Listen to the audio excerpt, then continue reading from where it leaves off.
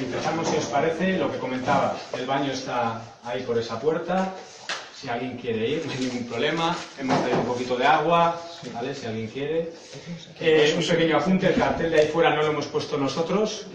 Tampoco tenemos nada en contra, libertad de expresión. Alguien se ha tomado la molestia de hacerlo y colgarlo, así que pues ahí está, ¿de acuerdo? Tenemos con nosotros hoy a Luis Gonzalo Segura. La verdad que es un auténtico placer contar con él hoy aquí. Mañana estará en Vitoria, si no me equivoco, pasado en Pamplona. Y bueno, ahora le daré la palabra a él, explico brevemente cuál es la propuesta de esta charla-debate. La idea es que Luis tome la palabra durante unos minutos, nos cuente un poquito lo que quiera. Y luego abrir un poco el turno de palabra y que esto sea una charla en la que se vaya dirigiendo hacia donde las personas que estáis aquí vayáis tomando la palabra queráis, ¿de acuerdo? Entonces, bueno, también decir que Luis ha escrito su segunda novela, Código Rojo, ha traído unos ejemplares para que si alguien lo quiere comprar, pues bueno, o lo compre, se lo firme, etc., ¿de acuerdo? Y a no ser que esté equivocado, a día de hoy, desde que ya no estás en el ejército, de los pocos ingresos que tienes, pues es el único, pues es este tipo de charlas que da gratuitamente, ¿vale? Va recorriendo todo el país de manera gratuita, pero bueno, pues lleva consigo estas novelas que describen de alguna manera, pues en parte las vivencias que has tenido dentro del ejército, en el que, bueno, has visto lo que seguramente la mayoría de personas pensamos que existe, ¿no? Pero tú lo has vivido en primera persona y además eres de esas pocas personas, de esos hombres y mujeres que hoy en día, pues cuando detectan corrupción en cualquier institución y demás, pues tienen la valentía de luchar contra ella, incluso pues a riesgo evidentemente de perder salud, integridad y bueno, pues con todo lo que ello conlleva, ¿no? Entonces, lo dicho, un auténtico placer contar hoy con él. Muchísimas gracias por venir y yo desde luego os animo a que participéis en la charla con cualquier cosa que deseéis decir. Yo voy a ser la persona que modere, por lo que me hacéis una seña y yo voy tomando palabras, ¿de acuerdo? Intentaré en la medida de lo posible no acortar las intervenciones, tenemos 2 horas hasta las 9:30, pero sí, en la medida de lo posible vamos a intentar que haya una conversación fluida, ¿vale? Y por lo demás, nada, le cedo la palabra a Luis y muchas gracias por venir. Nada, pues, Jolín, muchas gracias a todos por estar aquí. Yo lo primero que quería, sobre todo en esta primera intervención, luego ya llevaremos la charla por donde vosotros queráis, pues era dar las gracias a Podemos. Creo que, y más aquí acabamos de ver la pancarta que hay, ¿no? Creo que este es un tema muy complicado, el hablar del ejército y más en el País Vasco, hablar del ejército.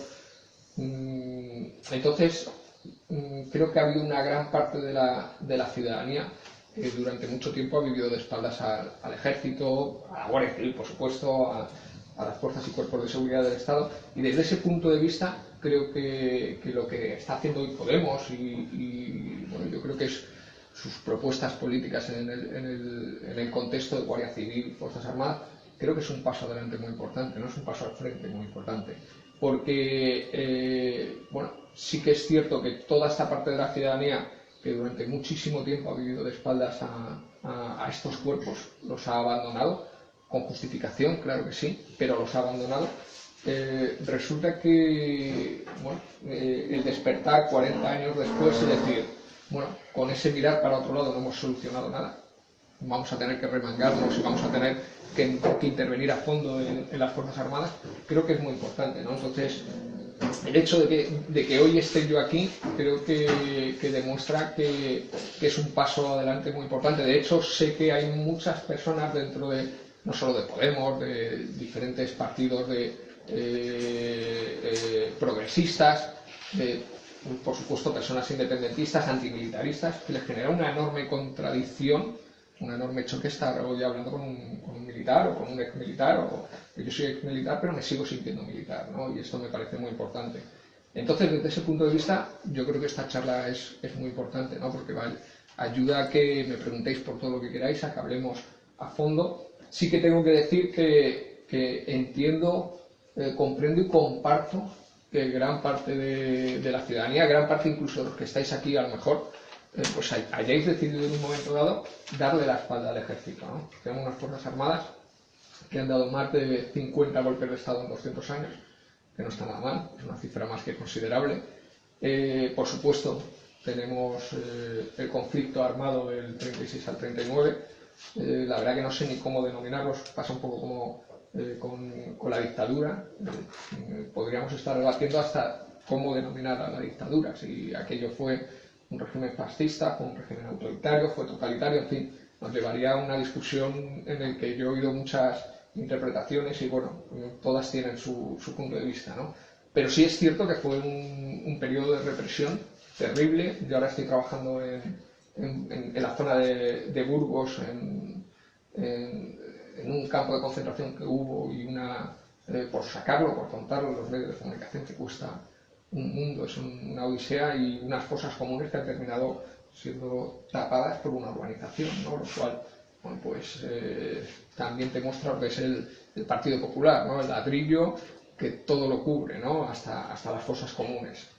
Bien, pues en ese contexto, ya digo, yo entiendo perfectamente bueno, pues ese rechazo a las Fuerzas Armadas, ese mirar para otro lado.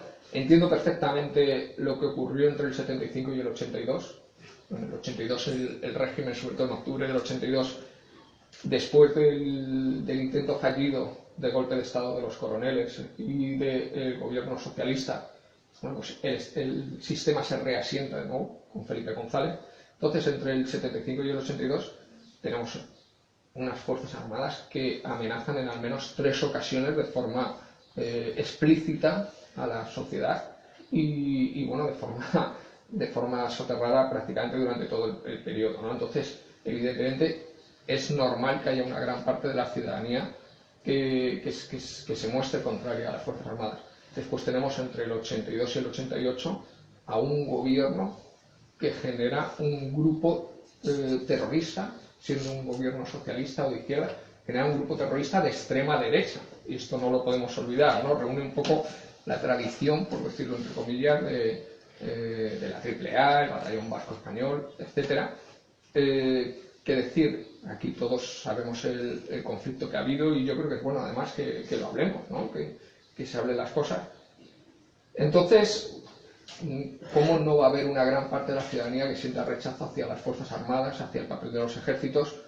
Cuando llegan los años 90 y empezamos a descubrir un poco lo que fueron los GAL, lo que fueron el coronel Galindo, el general Galindo, el teniente coronel, en fin, porque no dejó de ascender, todo lo que ha ido pasando, que hemos ido sabiendo poco a poco, pues es evidente que eso tiene que generar un enorme rechazo, ¿no?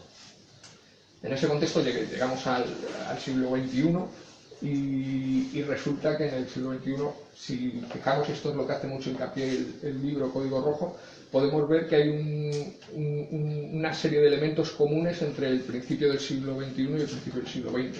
Es asombroso como 100 años después nos encontramos prácticamente en el mismo punto de partida. Sucede un poco como en la actualidad, que yo creo que nos encontramos, igual que en ese periodo hubo entre el 75 y el 82, en el cual el sistema no estaba asentado. Yo creo que a día de hoy, entre el 2011 y el 2016, está el sistema buscando cómo volver a asentarse, ¿no? Y tenemos otra vez la ocasión de decidir entre si queremos un cambio o queremos una ruptura.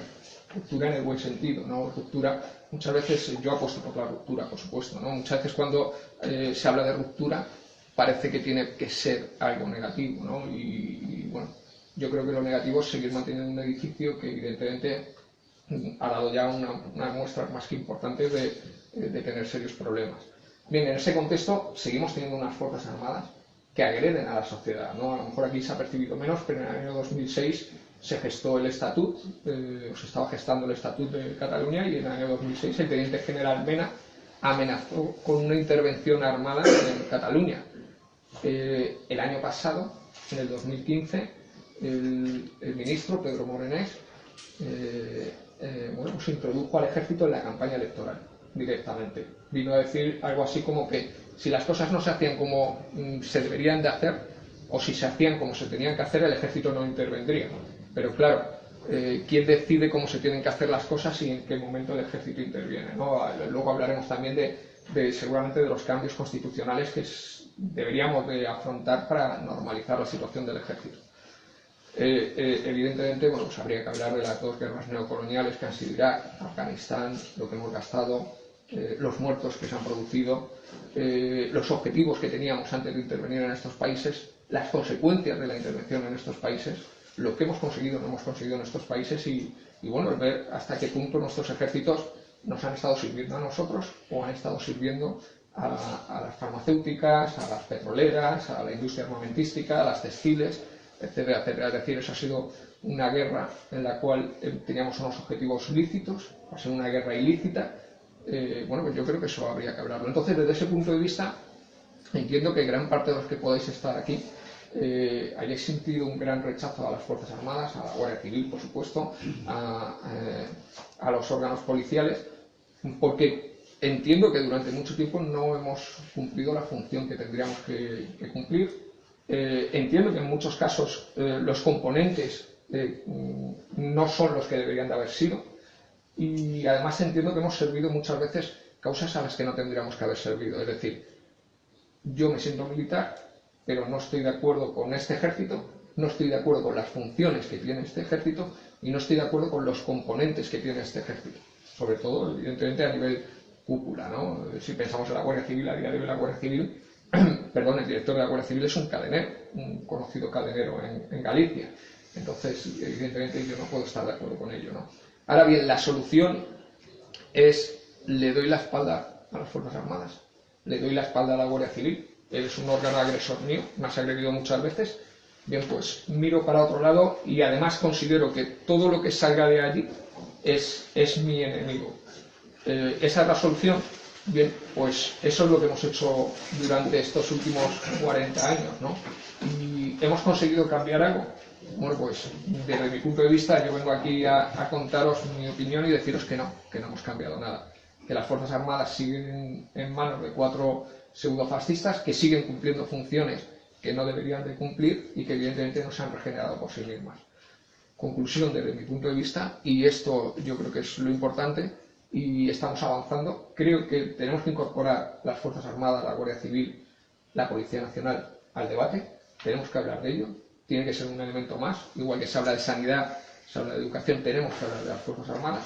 Tenemos que repensar el papel de las Fuerzas Armadas, tanto a nivel nacional, a nivel interior, como a nivel exterior. Creo que me parece fundamental. Y tenemos que fiscalizar el gasto. Hemos gastado, luego lo hablaremos, 40.000 millones de euros en armamento que no necesitamos. No estoy hablando de chanchullos, no estoy hablando de corruptelas, no estoy hablando de abusos, no. Estoy hablando de armamento que no necesitamos. En muchos casos, armamento ya no que no solo no necesitamos, sino además que no funciona. Tenemos el submarino que no flota, un avión que no vuela, un carro de combate que no dispara. Pues esto es un poco el ejército de Gila. Bien, esos son 40.000 millones de euros. Es decir, casi 1.000 euros por cada uno de los que estáis hoy aquí presentes. Es decir, le debéis al Estado, le debemos, yo también, 1.000 euros en concepto de armamento que no necesitamos y que además en muchos casos ni siquiera funciona. ¿Y esto cómo se ha podido producir? Porque ya digo que una gran parte de la ciudadanía ha decidido vivir de espaldas a las Fuerzas Armadas. Por poner un ejemplo, a mí me pasó cuando yo fui a denunciar a Amnistía Internacional que estaba sufriendo tratos degradantes en el centro disciplinario o lo que yo había pasado por los encierros. Claro, me encontré que Amnistía Internacional me decía, bueno, ya, pero es que eres militar.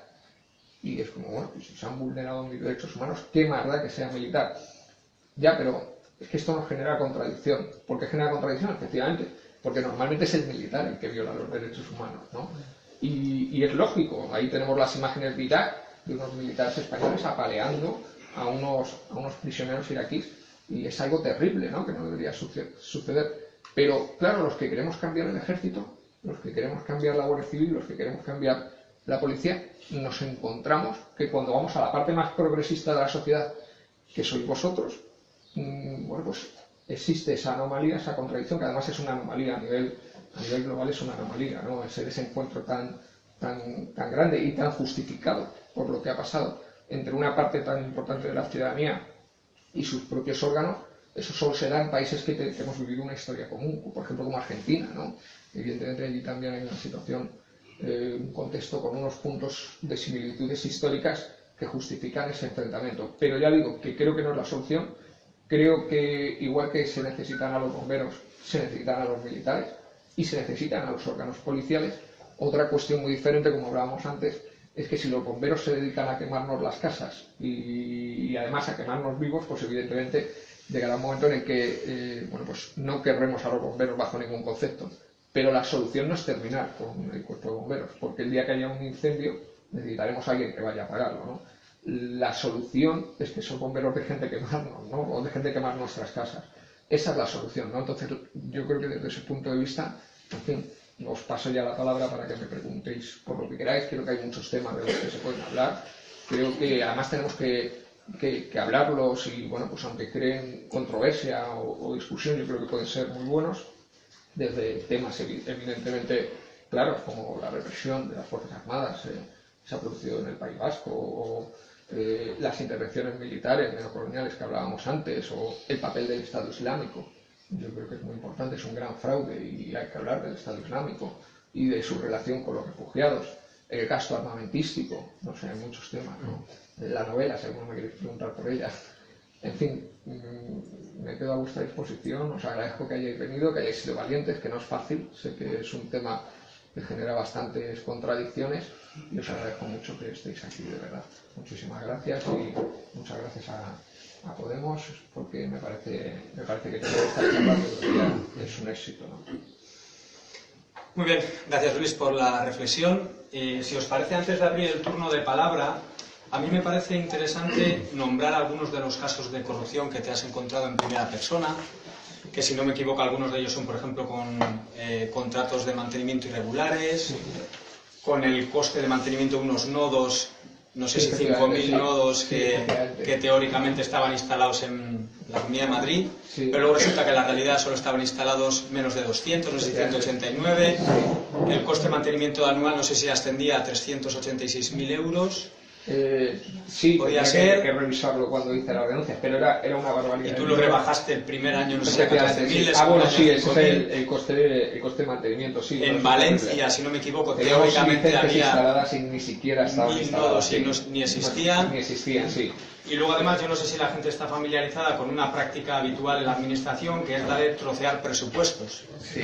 ¿No? Entonces, pues situaciones que ahora nos comentas, como que a la hora de adquirir unos equipos informáticos, por ejemplo, el presupuesto superaba los 18.000 euros, sí. Por lo tanto tenía que salir a concurso público, entonces lo que se hacía es trocear esos presupuestos para que no lleguen a los 18.000 euros y por lo tanto se podían asignar a dedo e incluso que una vez troceados superaran el importe total sí. al presupuesto inicial, ¿no? Cosas tan curiosas como esa. Entonces, sí. y yo creo que es interesante también hablar de la corrupción en primera persona que tú has visto y ya un poco pues ceder la palabra y avanzar hacia donde...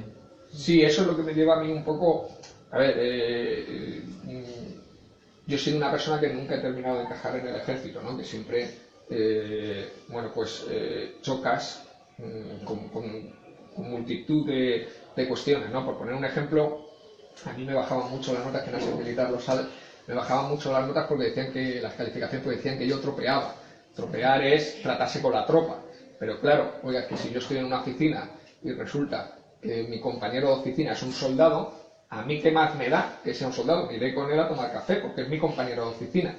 ¿Qué es lo que pasa? Que eso no lo entendían así gran parte de los militares, ¿no? De hecho, un capitán se va a tomar café con el resto de capitanes y es muy curioso ver cómo el día que ese capitán asciende a comandante deja de irse a tomar café con los capitanes, con los que lleva a lo mejor 5 años tomando café, y empieza a irse a tomar café con los comandantes, ¿no? Y aquellos como, bueno, pero ¿y por qué te dejas de ir a tomar café con estas personas con las que llevas 5 años? Bueno, es que ya soy comandante, ¿no?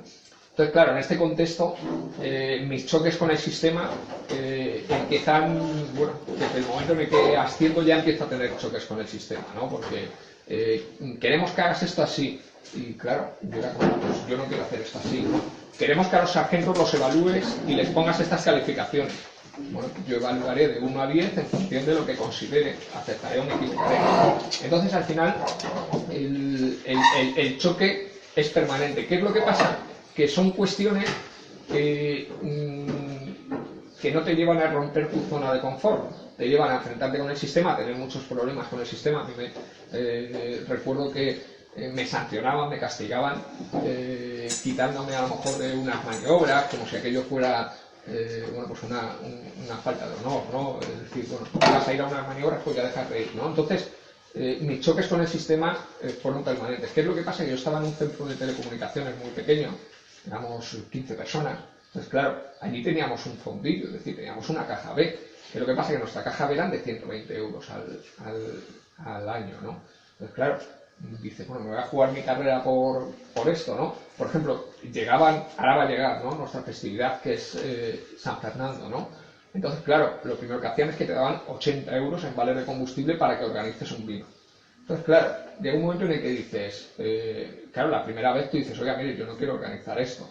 Pero claro, es como, vas a romper la tradición, vas a ir contra la gente pues le va a doler mucho porque es nuestro patrón, porque esto se ha hecho siempre, porque tal. Entonces empiezas a recibir una serie de presiones del sistema y llega un momento que dices, bueno, mira, ¿qué son? ¿80 euros? Pues ya está, mira, dame los 80 euros que organizamos el vino y Santas Pascuas. Entonces al final muchas veces efectivamente asumes cuestiones con las que no estás de acuerdo, pero que llega un momento que dices, bueno, pues mira, si esto se ha hecho todos los años, pues vamos a seguir haciéndolo.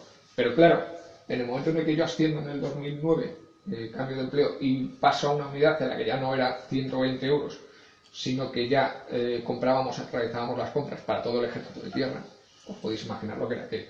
Entonces, claro, ahí ya no es que choques con el sistema y digas, oiga, mire, que es que no me quiero gastar 80 euros en una paella, ¿no? Bueno, pues al final dices, bueno, pues venga, gastémonos los 60 euros. No, esto eran millones de euros. O sea, te empiezas a encontrar un sistema de telecomunicaciones que debería funcionar desde el año 94 y en el 2010 me encuentro este sistema de telecomunicaciones, 2011, perdón, que no solo no funcionaba, sino que tenía el software del año 2000 y 275 elementos de hardware descatalogados, con lo cual no podía tener ningún tipo de clasificación. Y miras el coste del sistema, estamos hablando de 1.300.000 euros al año. Y dices, bueno, yo esto no lo voy a asumir, ¿no? Entonces, claro, empieza ya a tener choques más que considerables. Y en ese contexto, pues claro, me encontré de todo.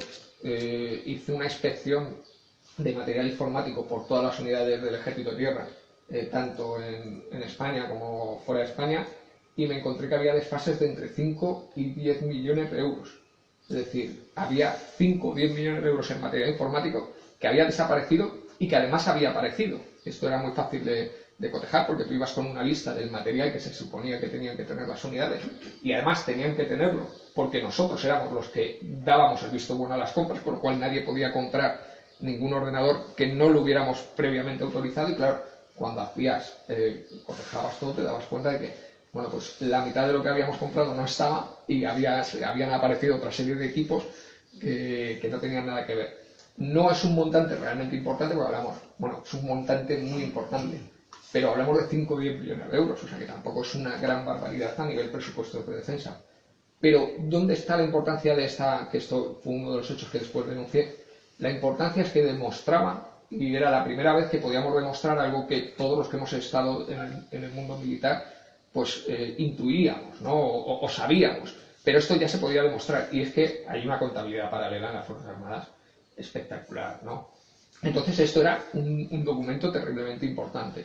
Entonces, junto con este, efectivamente, me encontré otra serie de prácticas bueno, pues pagábamos mantenimientos por licencias que no estaban instaladas o licencias de 5.000 nodos que solo estaban instalados 187, cuando podíamos haber comprado una licencia de 250 nodos, que era algo muchísimo más barato, tanto la licencia original como el mantenimiento, que además eran mantenimientos que llevábamos realizando durante 10 y 12 años, ¿no? Aquello era, no había por dónde cogerlo, ¿no? Entonces te encuentras con un sistema completamente corrupto y llega un momento en el que, bueno, pues yo a lo mejor de forma un poco ingenua dije, bueno, esto cuando se lo diga yo a mis generales, pues aquí va a arder Troya, ¿no? Entonces, claro, te cuesta mucho porque además una de las chicas que trabajaba conmigo, que era un ingeniero de telecomunicaciones, hizo una denuncia y al día siguiente la despidieron. O así. Entonces es algo que te marca mucho, pero bueno, yo dije, bueno, esto yo cuando se lo diga al general, esto lo va a cambiar. Entonces informas al general, resulta que el general no hace nada. Y dice, bueno, pues esto cuando yo vaya al juez militar, seguro que esto va a terminar con ello, ¿no? Y vas al juez militar y el juez militar no hace nada tampoco. Y dices, y además le ofreces un disco duro, ¿no? Toda esta información en un disco duro. No, mire, es que lo tengo. Un disco duro que, por cierto, a día de hoy tengo y sigue nadie sin reclamarme, ¿no? Bueno, mire, tengo aquí el disco duro con todas las pruebas que... Sí, bueno, todo eso está muy bien y tal. Ya te lo pediremos. Bueno, total, que no te lo piden y cierran el caso.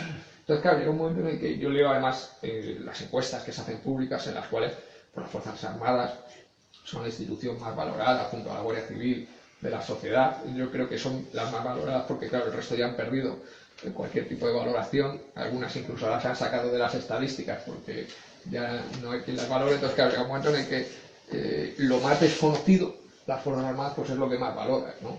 Entonces, claro, en ese contexto, bueno, pues pensé, bueno, pues voy a intentar contar lo que creo que está pasando en las Fuerzas Armadas, ¿no? Entonces, de ahí sale el primer libro, que al final es un libro muy poco personal, porque, claro, no quise ni caer a lo mejor en el error de contar mi historia personal, porque nadie pudiese decir que era algo que me estaba pasando a mí, sino que intenté contar una serie de historias que le podían haber pasado además a cualquier soldado o a cualquier militar. Por lo cual tampoco es un libro negro de las Fuerzas Armadas, que podría haber hecho un libro negro de las Fuerzas Armadas terrorífico. Es un libro más bien cotidiano, que cualquier militar que haya estado 5, 8, 10 años, cuando lea los capítulos dirá, pues yo viví esto, o yo tuve un compañero que vivió o pasó precisamente esto, ¿no? Entonces, bueno, eso era lo que se pretendía con el primer libro. El segundo libro es completamente diferente, ¿no? El segundo libro ya es mucho más personal, cuenta todo lo que se sufre o lo que yo creo que he sufrido en este año de denuncias y también cómo el sistema te asfixia poco a poco, ¿no? Te ahoga. Antes lo contábamos como este libro me prohibieron poner la palabra rey, por ejemplo. Unas cosas que es una novela de ficción y en una novela de ficción ni siquiera puedes nombrar al rey, ¿no? Hablamos de la editorial Planeta, no estamos hablando de cualquier cosa, ¿no? Entonces, bueno, son cosas realmente sorprendentes. Así que sí que además os puedo garantizar que cualquier corruptela que haya en el mundo civil, cualquiera, yo no sé por cuánto se podría multiplicar en el mundo militar, pero es muchísimo mayor la corrupción que hay en el mundo militar, muchísimo más cotidiana y además muchísimo más visible, porque como hay impunidad, no hay ninguna necesidad de esconderlo. Es decir, para que os hagáis una idea, en los últimos año y medio, se han llegado a formar a militares, ponerlos en fila para que den el dinero de las maniobras, de unas maniobras ficticias que no han existido, porque como se las pagan a ellos, bueno, pues ellos las reciben y después les ponen en fila y les dicen, a ver, fulanito, me tienes que dar 20 euros o 30 euros o 40 euros, y están en fila todos pagando como si aquello fuera el impuesto revolucionario o algo así, ¿no? Es algo terrible, ¿no? O sea, pensar en esa imagen de un patio de armas con los soldados en fila para pagar un dinero de unas maniobras ficticias, bueno, yo creo que ya te describen a la perfección lo que está pasando en las Fuerzas Armadas, ¿no? No hay ningún tipo de órgano de control, porque los órganos de control son militares, los jueces son militares, la policía que nos investiga en la Guardia Civil es militar también, con lo cual al final todo queda en casa, ¿no? Es como si en la sociedad, pues los jueces, los policías, los fiscales, bueno, pues fueran, ya no que hubiese poca independencia, que hay poca independencia, sino que directamente fueran del Partido Popular, o del Partido Socialista, del partido en el gobierno, que tuvieran que estar afiliados. Pues claro, imaginar que entonces las posibilidades de desmontar un caso de corrupción serían inexistentes, ¿no? Yo te iba a preguntar sobre la diferencia, ¿no? Así es un relato que a mí se me hace muy conocido, ¿no? Demasiado. Pero yo preguntaría la diferencia que hay de los dos libros que has comentado, ¿no? Que sí. Uno no lo has querido hacer tan personal, ¿no? Pero que sí aparecen muchos casos en los cuales da pie a ver la mayoría de las cosas que están ocurriendo en el ejército en estos momentos. ¿Qué es lo que más te costó reservarte en el primer libro? Porque ya empezaste con el primer libro a tener las consecuencias que luego has vivido. ¿Qué es lo que más te costó reservar? Bueno, la parte más personal, ¿no? Yo recuerdo el primer día que había puesto la denuncia en el juzgado militar, recuerdo que me levanté y bueno, entré en el cuartel y bueno, claro, no conoces el procedimiento judicial. Yo hasta ese momento no había tenido muy pocos contactos con el mundo judicial o con el mundo jurídico. Y claro, de repente piensas que todo el mundo lo va a saber, ¿no? Entonces estás como expectante a ver cómo te saluda la gente o cuáles son las reacciones. Y claro, esos procedimientos tardan en llegar a la unidad a lo mejor un mes o hasta que ya se sabe, ¿no? Entonces todo eso que vives una vez que se sabe que eres denunciante, esa sensación de que vas al cuartel todos los días diciendo, bueno, será hoy el día que ya todo el mundo sepa y empieces a sufrir las consecuencias. Bueno, pues sí, eso es quizá lo que a lo mejor en el primer libro no conté y en el segundo sí que he contado más, ¿no? El verte en un comedor de 400 personas comiendo tú solo en una mesa porque nadie quiere comer contigo, bien porque te detestan por haberles traicionado y haber denunciado, o bien porque tienen miedo de sentarse contigo, aunque están a favor de lo que tú haces, y no quieren sentarse contigo para que nadie les identifique, ¿no? Entonces verte un día y otro en un comedor comiendo tú solo porque nadie quiere comer contigo es algo cotidiano, pero bueno, o cómo la gente te huye para no tener bueno, que no se les relacionen contigo, en fin, es algo muy duro y es algo que a lo mejor en el primer libro no quise contar, ¿no? Por el miedo, por cautela, ¿se versionó más por ficción? No, bueno, sí y no. Empecé en mi primera... a ver, todos somos cobardes y yo soy el primero que tiene miedo, ¿no? Entonces, en un momento dado, yo estaba contando todo lo que estaba pasando, pues casi como un ensayo. Entonces, en un momento dado, pensé en el formato novela para esconderme, ¿no? ¿Qué es lo que pasa? Que aquello no tenía ninguna coherencia, ¿no? Si yo estoy realizando una denuncia y bueno, no voy a dar la cara, no voy a contar quién soy, bueno, pues no hay denuncia, ¿no? Eso no tiene ninguna posibilidad, no tiene ninguna credibilidad.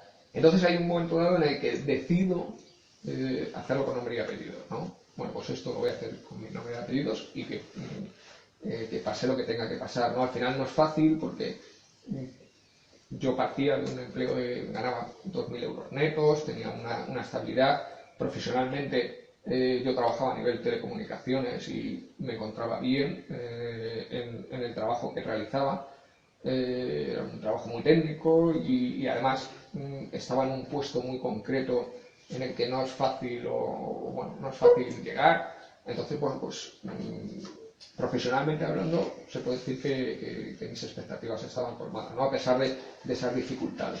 Entonces, el decidir entre perder esa parte tuya y decir, bueno, es que aunque yo esté bien, esto no está bien, entonces tengo que hacer esto, pues no fue nada fácil. ¿Qué es lo que pasa? Una vez que ya decido decir, bueno, lo voy a hacer con nombre y apellidos y no pasa nada, claro, me planteo la opción de volver al ensayo con nombres y apellidos, pero me doy cuenta que el ensayo primero es un formato mucho más árido y mucho más difícil de transmitir sentimientos como en una novela, y además me doy cuenta de que hay una parte de la historia que no voy a poder contar. Es decir, hay una parte que es lo bueno que tiene a lo mejor tanto la primera como la segunda novela, es que el esqueleto de ambas son noticias reales publicadas, ¿no? Cuando yo hablo del tráfico de drogas en la segunda novela o del tráfico de armas, de las torturas que han cometido militares españoles, hay una denuncia detrás, o sea, unas publicaciones detrás que las sostienen, ¿no? Pero luego hay una parte que no podría haber contado nunca, ¿no? Y esa es la libertad que te da la novela, ¿no? Y desde ese punto de vista yo ya no quise abandonarlo, ¿no? Decidí quedarme con el formato. También es cierto que yo no había escrito nunca y bueno, pues una vez que desarrollé ese formato, bueno, pues me di cuenta de que yo pensaba que podía ser mucho más atractivo, ¿no? Con todas las carencias literarias que yo tengo, que son muchas, sí que pensaba que podía ser más atractivo, ¿no? Entonces, bueno, esa fue la decisión. Sí. Bueno, yo me encuentro un poco confuso porque el ejército que yo conocí obviamente era con lanza, o sea que... Entonces los tenientes hablaban con tenientes y ni siquiera capitanes, y desde luego jamás con un general, digo yo. Claro. Que un general era tan lejano para él como para mí prácticamente. Sí. Sí, es Y cierto. ahora veo que, no sé, tú acudes al militar, al general, etcétera, e incluso en la novela, en Código Rojo, me sienta como así, como un poco verosímil, cuando le amenaza al coronel, Sí. eso en el ejército que yo conocí hubiera sido no sacrilegio, es decir, algo que no lo podía pensar nadie, es decir, se hubiera deshecho el suboficial que hubiera intentado poner una pistola en la cara al coronel, ¿no? Sí, entiendo. Algo ha cambiado en ese sentido, supongo que será la OTAN, así, cosa que os cambiaría un poco en los modales. Tú decías antes, hace un rato, Sí. que te llamaba la atención que tenías compañeros de oficina con los que no podías hablar normal y todas estas cosas y tal, ¿no? Sí. Porque unos iban a un lugar y a otro. Pues esa cristalización de la jerarquía se ha disminuido un poco, ¿no? Yo te digo a ti, en mi tiempo no había ningún teniente como tú. Bueno, no sé si eso es bueno o es malo, ¿no? Bueno, en Sí. principio, porque No, no tengo una gran consideración de los tenientes. De los que tenientes conocí. que había. Bueno, yo pienso que en parte sí puede ser que sea así, pero al final el hecho de que yo sea un poco una anomalía, un ser al que hay que tratar de forma un poco friki, ¿no? O se me trataba un poco friki, bueno, pues también te demuestra que el sistema no ha cambiado tanto. Yo siempre digo que la OTAN ha servido para legitimar un cambio que realmente nos ha producido, ¿no? Siempre nos dicen que el ejército español es mucho más moderno porque está en la OTAN, ¿no? Y es que, claro, o en la OTAN, ¿no? Porque hasta el año 89-90 nosotros no habíamos salido de España, ¿no? No, claro. Y es algo que es muy interesante porque parece como si el hecho de pertenecer a la OTAN ya fuese signo de modernidad, de derechos humanos, de democracia. Y claro, hay que paralizarse un poco, ¿no? Ya no solo pensando en todo lo que ha hecho la OTAN, que es terrorífico en los últimos 20 años, sino aparte, y ahí es donde suelo ir yo, bueno, Turquía está en la OTAN, ¿no? Yo me imagino a los generales turcos siendo personas respetuosas con los derechos humanos, profundamente demócratas. Pero la verdad es que no. Uno de nuestros principales aliados es Arabia Saudí. Me los imagino siendo demócratas, profundamente respetuosos de los derechos humanos y el derecho internacional, pues tampoco. ¿Qué es lo que son los sauditas? Unos profesionales espectaculares. Esos tíos han llegado a Yemen y han sido capaces de bombardear el país, masacrarlo, han matado a más de 6.000 mujeres y niños. Pues son buenos, son buenísimos, ¿no? A esos les das armamento, que por cierto somos nosotros quienes se los vendemos, porque el año pasado el 26% de las exportaciones fueron a Arabia Saudí. Bueno, pues la verdad que perfecto, los tíos son unas máquinas. También somos nosotros los que les hemos formado, ¿eh? Por poner un ejemplo, el Eurofighter se ha caído en España en 3 ocasiones y una de las 3 veces que se cayó, que tuvo víctimas mortales, no se ha caído en ningún otro país del mundo. Bueno, pues falleció un piloto saudita. ¿Por qué? Porque les estamos formando nosotros. El trabajo que hemos hecho con ellos ha sido extraordinario, porque ahora van a Yemen y matan a todo el que se mueve, da lo mismo que sea una mujer, un niño, lo que sea, ¿no? Entonces, eso es signo de que son profesionales. Desde ese punto de vista, ¿somos nosotros profesionales? Muchísimo. Hemos avanzado profesionalmente hablando desde el año 91 en el que empezamos a intervenir en el extranjero, hasta el 2016, desde luego.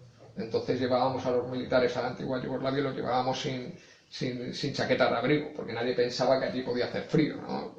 En fin, sí hemos sido siempre un poco el ejército de Gila, ¿no? Bien, ahora a nivel logístico, a nivel técnico, a nivel táctico, ¿tenemos muchísima más experiencia y somos mejores? Sí. ¿Hemos cambiado en el concepto a nivel democrático, a nivel de derechos humanos, a nivel de derecho internacional como ejército? ¿Hemos evolucionado o no? Seguimos siendo básicamente el mismo ejército franquista. Es cierto que se han suavizado un poco las formas, pero básicamente como en la sociedad se han suavizado un poco las formas. Es decir, ¿el gobierno actual es el gobierno franquista del año 75? No. Ahora, que bastantes altos cargos del Partido Popular a día de hoy podrían haberlo sido de una dictadura si esta hubiese continuado, no me cabe la menor duda, ¿no?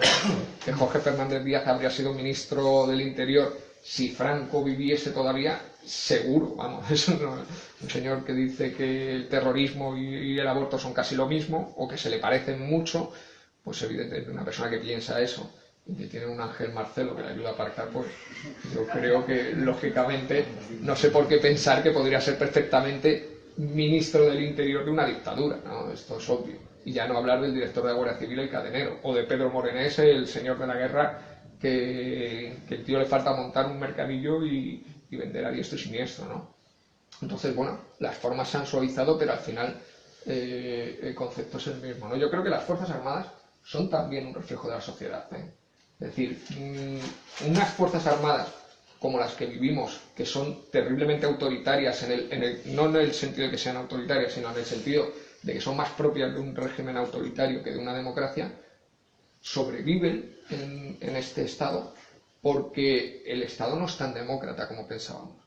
Si viviésemos realmente en un Estado democrático, el tener un órgano dentro que fuese profundamente autoritario o totalitario chocaría, o sea, generaría una fricción terrible. ¿Qué es lo que pasa? Que los políticos del Partido Popular y del Partido Socialista no sienten esa fricción, no se sienten tan en desacuerdo, ¿no?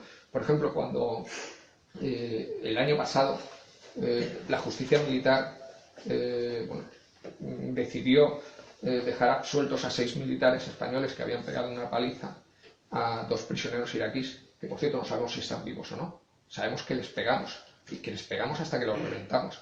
De hecho, en el vídeo, si lo veis, uno dice, a este se lo han cargado ya. Y muy probablemente esas personas ni siquiera están vivas. Bien, cuando eso sucede y los identifican, la justicia militar decide en 2 ocasiones dejarlos en libertad, ¿no? Cuando esto sucede, no hay un choque a nivel político, es decir, no tenemos unos políticos profundamente respetuosos con los derechos humanos y el derecho internacional que digan, oiga, ¿cómo ha pasado esto? O sea, esto ha pasado, pero esto no va a volver a pasar, porque ya me voy a encargar yo de eliminar a la justicia militar o de hacer lo que tenga que hacer para que esto no vuelva a suceder, ¿no? No. Tenemos unos políticos del Partido Popular, del Partido Socialista, que miran para otro lado. Y dicen, bueno, si ha pasado, ha pasado. ¿Cuál fue la doctrina que se quiso aplicar? Fue la doctrina Bush. Si alguien no es terrorista, sino es sospechoso de ser terrorista, le podemos pegar y podemos hacer lo que queramos. Fijaros el mensaje que estamos mandando a nuestros militares. Les estamos diciendo que si van a cualquier país del mundo y tienen la sospecha, ni siquiera la certeza, la sospecha de que alguien es terrorista, le pueden pegar hasta matar. Que le vamos a dejar libre. Eso es lo que decidió un tribunal militar.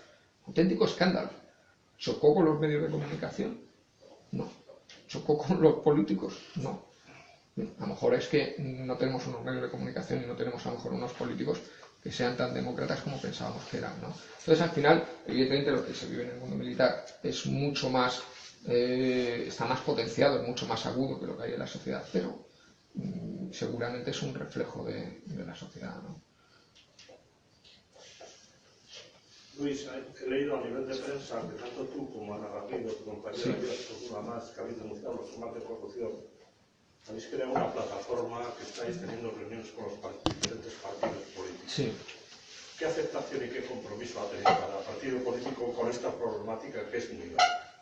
Bueno, pues el Partido Popular nos ha recibido, lo cual agradezco, porque creo que, y eso solo tenemos que agradecer al Partido Popular, ¿no? Aparte de las mentiras electorales que parece ser que vienen de serie, el Partido Popular es un partido relativamente honesto. Quiero decir, viene de una amalgama de partidos franquistas, que son los que se convierten en Alianza Popular, que representan un poco a las familias franquistas, después se constituyen en Partido Popular, y desde ese punto de vista no engañan a nadie. Quiero decir, no pretenden ser lo que no son, ¿no? Por mucho que después pues, prometan que van a conseguir no sé cuántos empleos y no los consiguen. No, el Partido Popular es lo que es, ¿no? Desde ese punto de vista yo agradezco. El Partido Socialista, por ejemplo, tomándolo como referencia al Partido Popular, nos recibió para no decirnos nada, ¿no? El Partido Socialista tuvieron la desvergüenza de decirnos que, bueno, que llevaban muchos años trabajando en esto. Y claro, la pregunta es, bueno, tú llevas muchos años trabajando en esto, pero Ana Garrido y yo, pues estamos mal viviendo, nos han expulsado de nuestros trabajos, estamos endeudados pagando abogados y me dices que llevas muchos años trabajando en esto. Y entonces, bueno, yo tuve un choque bastante fuerte con Isabel Rodríguez, del Partido Socialista, porque claro, yo le dije, bueno, todo esto está muy bien, de que lleváis muchos años trabajando, pero en el 2003 España firmó un compromiso con Naciones Unidas para proteger a los denunciantes. Y vosotros gobernasteis entre el 2004 y el 2011. No sé cuántos años más necesitáis para crear una ley de protección a los denunciantes, ¿no? Y bueno, aquello le sentó fatal, ¿no? Creo que el PSOE, de verdad, en la esencia, se ha comportado como el Partido Popular. Es un poco como esa parte, ese polígono, ese partido que creemos que es progresista, pero que creemos que es progresista dentro del sistema, ¿no? Es decir, el sistema lo respeta, porque te encuentras que tienes un partido socialista que básicamente es republicano, pero bueno, aceptamos al rey porque bueno, es muy campechano, y pues porque está muy preparado, ¿no? Y tenemos un partido que es socialista, pero bueno, el tema del liberalismo tampoco lo ve mal, ¿no? Como gran parte también del socialismo europeo. Entonces, claro, empiezas a pensar un poco en lo que es el Partido Socialista Obrero Español, ¿no?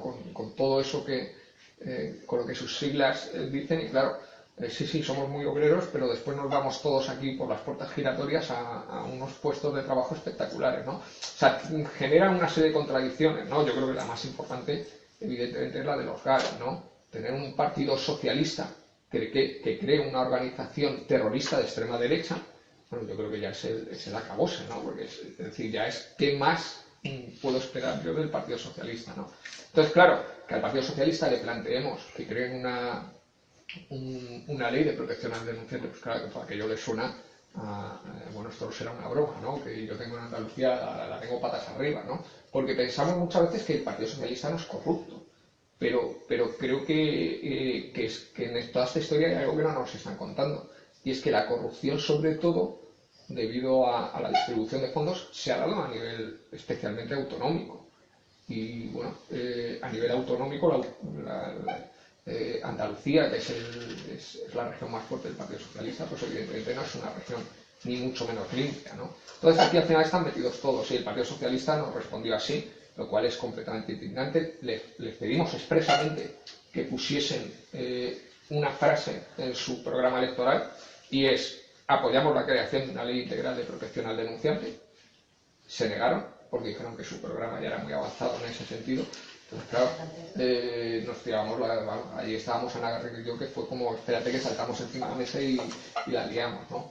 El PNV tuvo una respuesta patética, porque el PNV nos vino a decir que esto, como, bueno, pues algo que se pedía era la protección laboral del denunciante, y llegado el caso de que te sacasen de tu entorno, es decir, si yo soy militar, obviamente, y estoy denunciando una trama dentro de todo el ejército, pues seguramente no puedo seguir siendo militar. Pero eso no quiere decir que pierda mi trabajo. Bueno, pues sácame de la administración, a lo mejor tengo que hacer un curso paralelo de preparación para otro puesto de trabajo, y puedo trabajar en otra parte de la administración, ¿no? Bueno, pues esto, el PNV nos vino a decir que, claro, todo esto se podía interpretar como, o podía ser dar pie a la picaresca, y que todo el mundo pidiese los cambios de puesto, aprovecharse pues para denunciar corrupción o poner denuncias falsas para cambiarse de puesto de trabajo, ¿no? Entonces, claro, todo esto es ridículo, porque que tengas ahí un señor que además, bueno, según nos contó su currículum allí, que estuvo casi hablando más que nosotros, en el que nosotros hablamos, y nos contó todo el currículum de todos los sitios en los que había estado, tú dices, bueno, esto será una broma, ¿no? Porque en corrupción se van casi 50.000 millones de euros. Entonces uno piensa, bueno, pues es que aunque cambies a todos los funcionarios de España de sitio, te sigue siendo rentable, ¿no? Bueno, delirante. Y a partir de ahí lo que nos encontramos fue una colaboración máxima. Fuimos a Podemos tuvimos la suerte de coincidir con Victoria Rosell. Victoria Rosell nos iluminó, y porque íbamos allí muy perdidos, nos acababa de dar un palo el PNV, e íbamos allí como, bueno, ¿y ahora qué hacemos? Y bueno, nos dijo que la salida era la ley integral de protección del denunciante, muy parecida a la de la violencia de género, ¿no? Porque vino a decir que efectivamente compartíamos elementos comunes, ¿no? Y a partir de ahí, bueno, pues hicimos esa propuesta nuestra y la fuimos planteando a diversos partidos políticos, y absolutamente todos estuvieron a favor, ¿no? Fue algo, tanto Ciudadanos como Compromís, como En Común, Bildu, absolutamente todos, Esquerra Republicana, que se han portado también de forma magnífica. democracia y libertad, la antigua Convergencia, inclusive, estuvieron absolutamente todos a favor, ¿no? Entonces ha sido un poco la reacción, ¿no? Yo espero que al final salga adelante porque una ley de protección al denunciante yo creo que debe ser necesario, ¿no? No debe haber más tenientes seguras ni más Ana Garrido, ¿no? Yo creo que bueno, pues debe ser normal que alguien cuando vea un acto de corrupción lo denuncie y se le proteja, ya está, ¿no? Gracias por venir. Yo estoy de acuerdo contigo que las Fuerzas Armadas, o todas las instituciones militares de este país tienen que entrar en el debate de la ciudadanía, que decidamos entre todos las formas en las que se deben comportar, deben existir y demás. Pero tú, que lo has vivido desde dentro, yo lo desconozco, ¿has visto si ese cambio también se puede llevar desde el interior o si hay suficiente fuerza desde dentro o lo ves como imposible? Imposible, tenéis que ser vosotros, es la sociedad la que debe cambiar. Es decir, puede sonar egoísta, pero fijaros que una gran parte de lo que yo estoy defendiendo, porque estoy defendiendo cambios a muchísimos niveles, cambios estructurales, cambios de funciones de los ejércitos, pero también estoy defendiendo cambios en las condiciones laborales de los militares de tropa, que son tratados como basura, ¿no? Bien, los propios militares de tropa, a los que beneficiarían esos cambios, no son capaces de movilizarse por sus propios cambios. Existe un miedo tan aterrador dentro de las Fuerzas Armadas. Vivimos en una dictadura tan robusta que es muy complejo para el propio militar pedir cambio. Además, genera muchas contradicciones también. Pero que hay una serie de palabras que se han pervertido tanto, ¿no? Como patria, nación, himno, que genera muchas contradicciones. Yo, por ejemplo, a mí me gusta mucho llamar golpista al rey Juan Carlos. Hay pocas personas que han sido tan golpistas como él, ¿no? Entonces, cada 2 por 3, pues, el Juan Carlos, golpista. O sea, es algo que... Y ahora ven, si quieres, y pongo una denuncia y todavía me voy a reír, ¿no? ¿Por qué? Porque además hay una historia que te demuestra que fue golpista en multitud de ocasiones, ¿no? Entonces, claro, tú esto de repente se lo dices a los soldados, claro, los soldados empiezan a hacer de cruces, porque es como, no, pero espera, es que pues, nosotros damos vivas al rey, ¿no? E incluso el día del santo del rey, pues allí brindamos por él y tal. Sí, pues fue un golpista, ¿no? Entonces, claro, partes primero de una serie de rituales que te socializan de forma terrible, que te alienan en una gran medida y que además tendríamos que terminar con ellos, y partes de un desconocimiento histórico y de una serie de temas que no queremos atacar, que no queremos enfrentarnos, ¿no? Y dar nuestra opinión. Bueno, yo opino que el rey fue golpista, pues no lo fue. Pues sí, bueno, pues vamos a hablar de ello, ¿no? Y es muy complejo, ¿no? Yo recuerdo cuando defendía a los titiriteros en internet, hice una entrada en público y la subí en Facebook. Bueno, pues ese día yo perdí como 300 o 400 seguidores, que no pasa nada, no me importa, si no están a gusto, pues mira, te vas y ya está, no pasa nada. Y no os quiero decir los insultos que pude recibir, ¿no? Es muy complejo, ¿no? Yo recuerdo, por ejemplo, cuando dije que si esto estamos hablando de hace 1 año y medio, cuando dije que yo no participaría en una intervención militar en Cataluña, porque no me había hecho militar para eso, ¿no? Y esto siendo militar, pues claro, esto generó muchas contradicciones, porque empezó a haber muchos soldados que me enviaban mensajes en los que salía la cabra de la legión y dice, espérate que ahora subimos arriba y os lo explicamos, ¿no? En referencia a Cataluña, ¿no? O yo iría, eres un traidor porque yo iría hasta gratis, ¿no? Sin cobrar las dietas, ¿no? En fin, te encuentras esas... ¿Pero por qué? Eso parte de la ignorancia, ¿no? Muchas veces del desconocimiento. Entonces no es fácil, ¿no? Tendremos que cambiar muchas cosas en el ejército. Pero entonces no lo genera. El ejército es una fuerza que tiene armas y demás. Si bueno, los bomberos... en un debate y la sociedad misma decidiera hacer ese cambio radical, que supondría, supuestamente, después de un debate, unas pérdidas de su estatus de la jerarquía superior, me estoy refiriendo. Sí. ¿Cómo crees que reaccionaría esa jerarquía? O sea, mira, yo creo que no. No, reaccionarían fatal, ¿no? Y teniendo las armas y demás, ¿no? Llegaría a un punto de fricción que podría desembocar en... Bueno, Entonces, los bomberos tienen mangueras, ¿no? Y si les tenemos que bajar el salario, lo bajamos, ¿no? Que van a venir a agredirnos a todos, ¿no? Es decir, sí que hay un miedo ancestral, pero tenemos que perderlo. Vamos a ver, mira, las Fuerzas Armadas, esa es la buena noticia, la mala es que está llena, sobre todo especialmente a nivel cúpula militar, está llena de golpistas, en ellos es un nido. Vamos a ver, hay una asociación AME, os invito a que entréis a internet y la consultéis, Asociación de Militares Españoles, que está llena son 3.500, casi que es la asociación de militares más numerosa que hay, ¿no? Bueno, pues está compuesta de antiguos altos mandos y permanentemente está diciendo que hay que declarar el estado de sitio a Cataluña, el estado de guerra. Bueno, tú lees eso y dices, bueno, pues esta gente de dónde ha salido, ¿no? Bueno, ¿de dónde ha salido? De la cúpula militar del ejército, no ha salido de otro sitio. Entonces, es preocupante mucho. Por poner un ejemplo, en el año 2006, que no estamos hablando ni de los 80, ni de los 70, no, 2006, hace un telediario. Resulta que cuando el general Mena hace aquella intervención vestido de militar en Sevilla, como jefe de la Fuerza Terrestre, para hacernos una idea, la Fuerza Terrestre es, a nivel militar, la fuerza más importante que hay en toda España. Es decir, si quieres dar un golpe de Estado, tienes necesariamente que controlar la Fuerza Terrestre. De hecho, es la única que te vale para dar un golpe de Estado. Pero no vas a dar un golpe de Estado con el ejército del aire, ¿no? Aquello es un poco surrealista, ¿no? O con la Armada. Necesita la Fuerza Terrestre. Bien, pues este señor, que en ese momento era la mayor amenaza que podía existir para la sociedad, realiza unas amenazas de que, ojo, que intervenimos, ¿no? Bien, en ese contexto, y esto lo cuenta el propio José Bono en sus memorias, José Bono dice que no se atreve a sancionarle, que habla con el presidente Zapatero y dice, bueno, ¿qué hacemos con este tío? Y dice, bueno, no le sanciones tú, a ver si los militares se van a enfadar. En ese contexto tenemos, evidentemente, una cúpula militar profundamente franquista, ¿no? Un franquismo más evolucionado, pero un franquismo más suave de formas, sí, pero un franquismo. ¿Por qué? Porque además no hay ningún otro general que salga y diga, oiga, yo esto no lo voy a cumplir. O sea, yo estoy del lado de la sociedad. Esto que pasó con los húmedos, con la Unión Militar Democrática, ¿no? O Unión de Militares Democráticos. Bien, pues esto no pasó en el año 2006. En el año 2006 todos los generales callaron. Entonces, bueno, muchas veces cuando callas, otorgas, ¿no? Entonces, en este contexto, esa es la mala noticia. La buena es que ya no hay capacidad militar.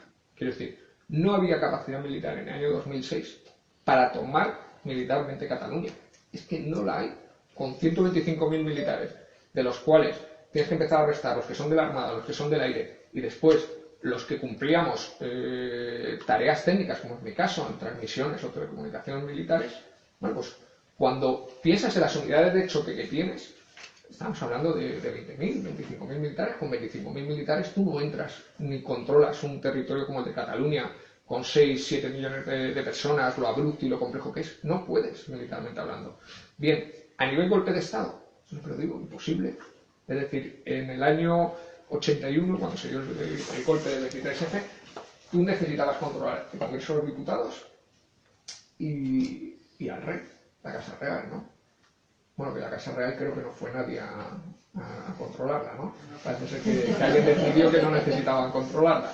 Pero bueno, la teoría dice que necesitas controlar esos dos órganos. Si a día de hoy alguien diera un golpe de Estado contra esos dos órganos, sería completamente absurdo, ¿no? Lo primero es que yo creo que no pagaríamos el rescate, ¿no? Hay que se quede la PP al PSOE y ya ahí, y que hagan con ellos lo que quieran, ¿no? Pero aunque pagásemos el rescate, ¿no? Al final, a día de hoy España está tan descentralizada, bueno, que el resto pegaremos saltos de alegría, ¿no? Digamos, bueno, pues ahí os quedáis que continuamos nosotros por libre, ¿no? Tendrías que controlar al menos 17 golpes de Estado, tendrías que dar coordinados. Y además conseguir controlar a los 17 órganos de control de gobierno. Para eso necesitas un número de militares terriblemente superiores. Además hay que entender que en el contexto en el que se dio el golpe, en el año 81, no solo estaban los militares que en ese momento estaban de reemplazo, sino los que podían ser llamados a filas. Y esto estamos hablando de todos los varones mayores de 18 años, ¿no? Eso te daba un potencial en un momento dado terrible, ¿no? Y de intimidación. Tú sabes perfectamente que en ese momento podías tener la ideología que tenías, pero si te llamaban militarmente, ibas o te pegaban un tiro. No hubiera habido, en ese contexto no hubiera habido mucha más opción. Es que a día de hoy no es posible, porque a día de hoy tienes algo que les ha beneficiado mucho, que es que 46 millones de ciudadanos estén completamente desconectados de las Fuerzas Armadas. Eso es cierto, pero es que esos 46 millones de ciudadanos en general no tienen formación militar. Y todos sabemos que necesitas como mínimo entre 4 y 8 semanas de formación militar para tener un contingente más o menos operativo. Y estoy hablando de mínimos, no estoy hablando de algo profesional. Entonces, claro, en ese contexto sería imposible, ¿no? Es algo que no tiene cabida. Así que, dado que los militares, por mucho que quieran, que seguramente muchos querrán, no pueden dar un golpe de Estado. Bueno, aparte de que el contexto internacional, por supuesto, no lo permitiría, ¿no? Tenemos que afrontar el ejército e intentar cambiarlo, ¿no? Yo creo que tenemos una oportunidad única. Yo te quería preguntar, que has empezado diciendo, ¿no? Bueno, al principio del relato has dicho que te sentías militar. Sí.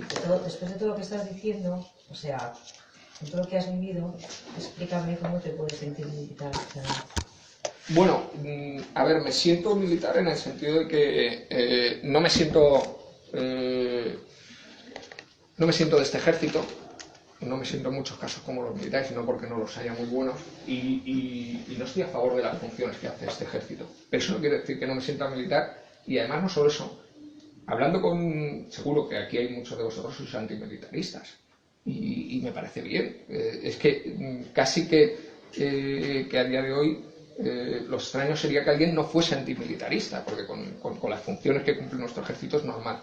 Pero eso no quiere decir que no pueda haber buenas funciones que debamos de cumplir y que además luchemos por ello. Quiero decir, por ejemplo, intervenir para proteger a ONGs en África. Es que es necesario, es que hay estados fallidos que son los propios que impiden que las ONGs desarrollen sus trabajos.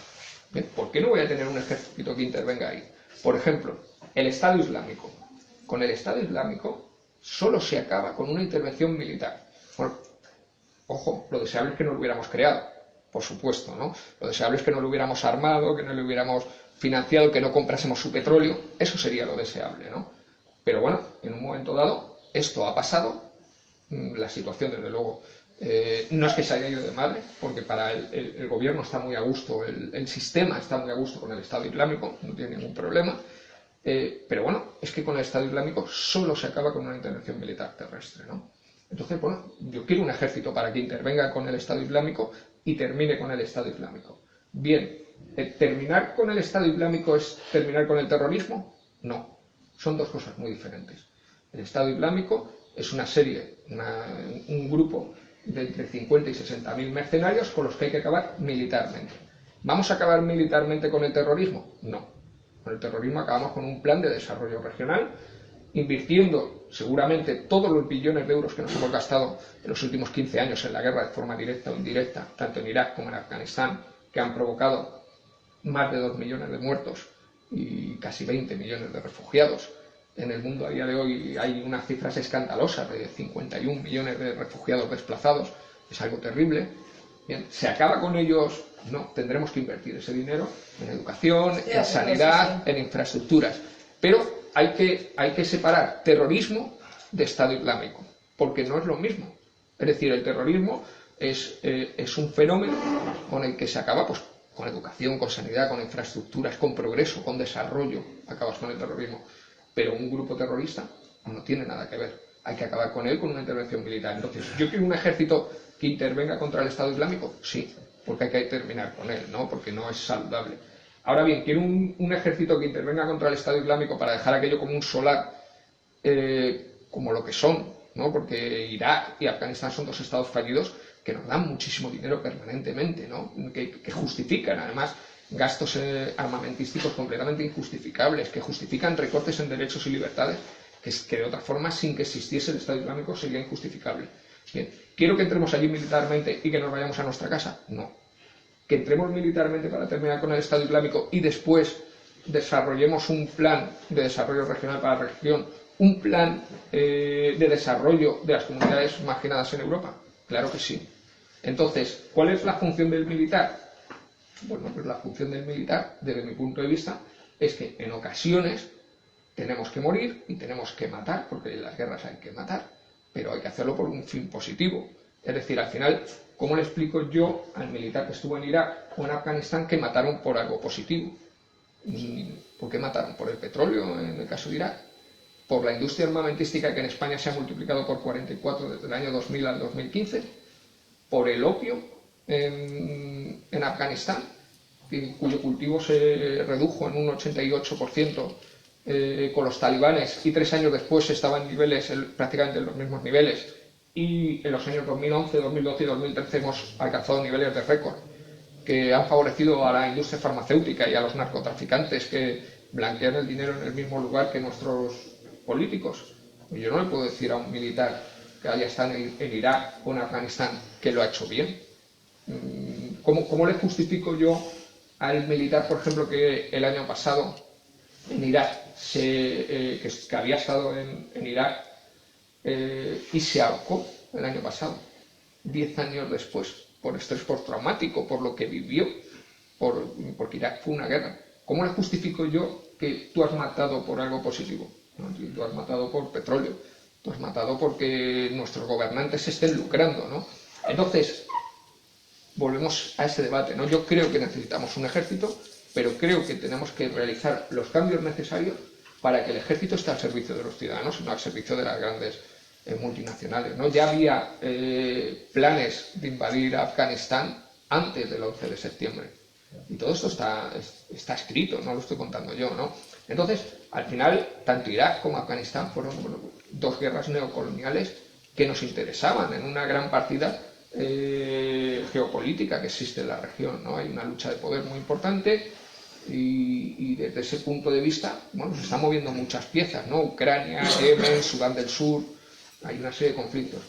Pero eso no quiere decir que no podamos tener un ejército y que el ejército no pueda hacer bien las cosas.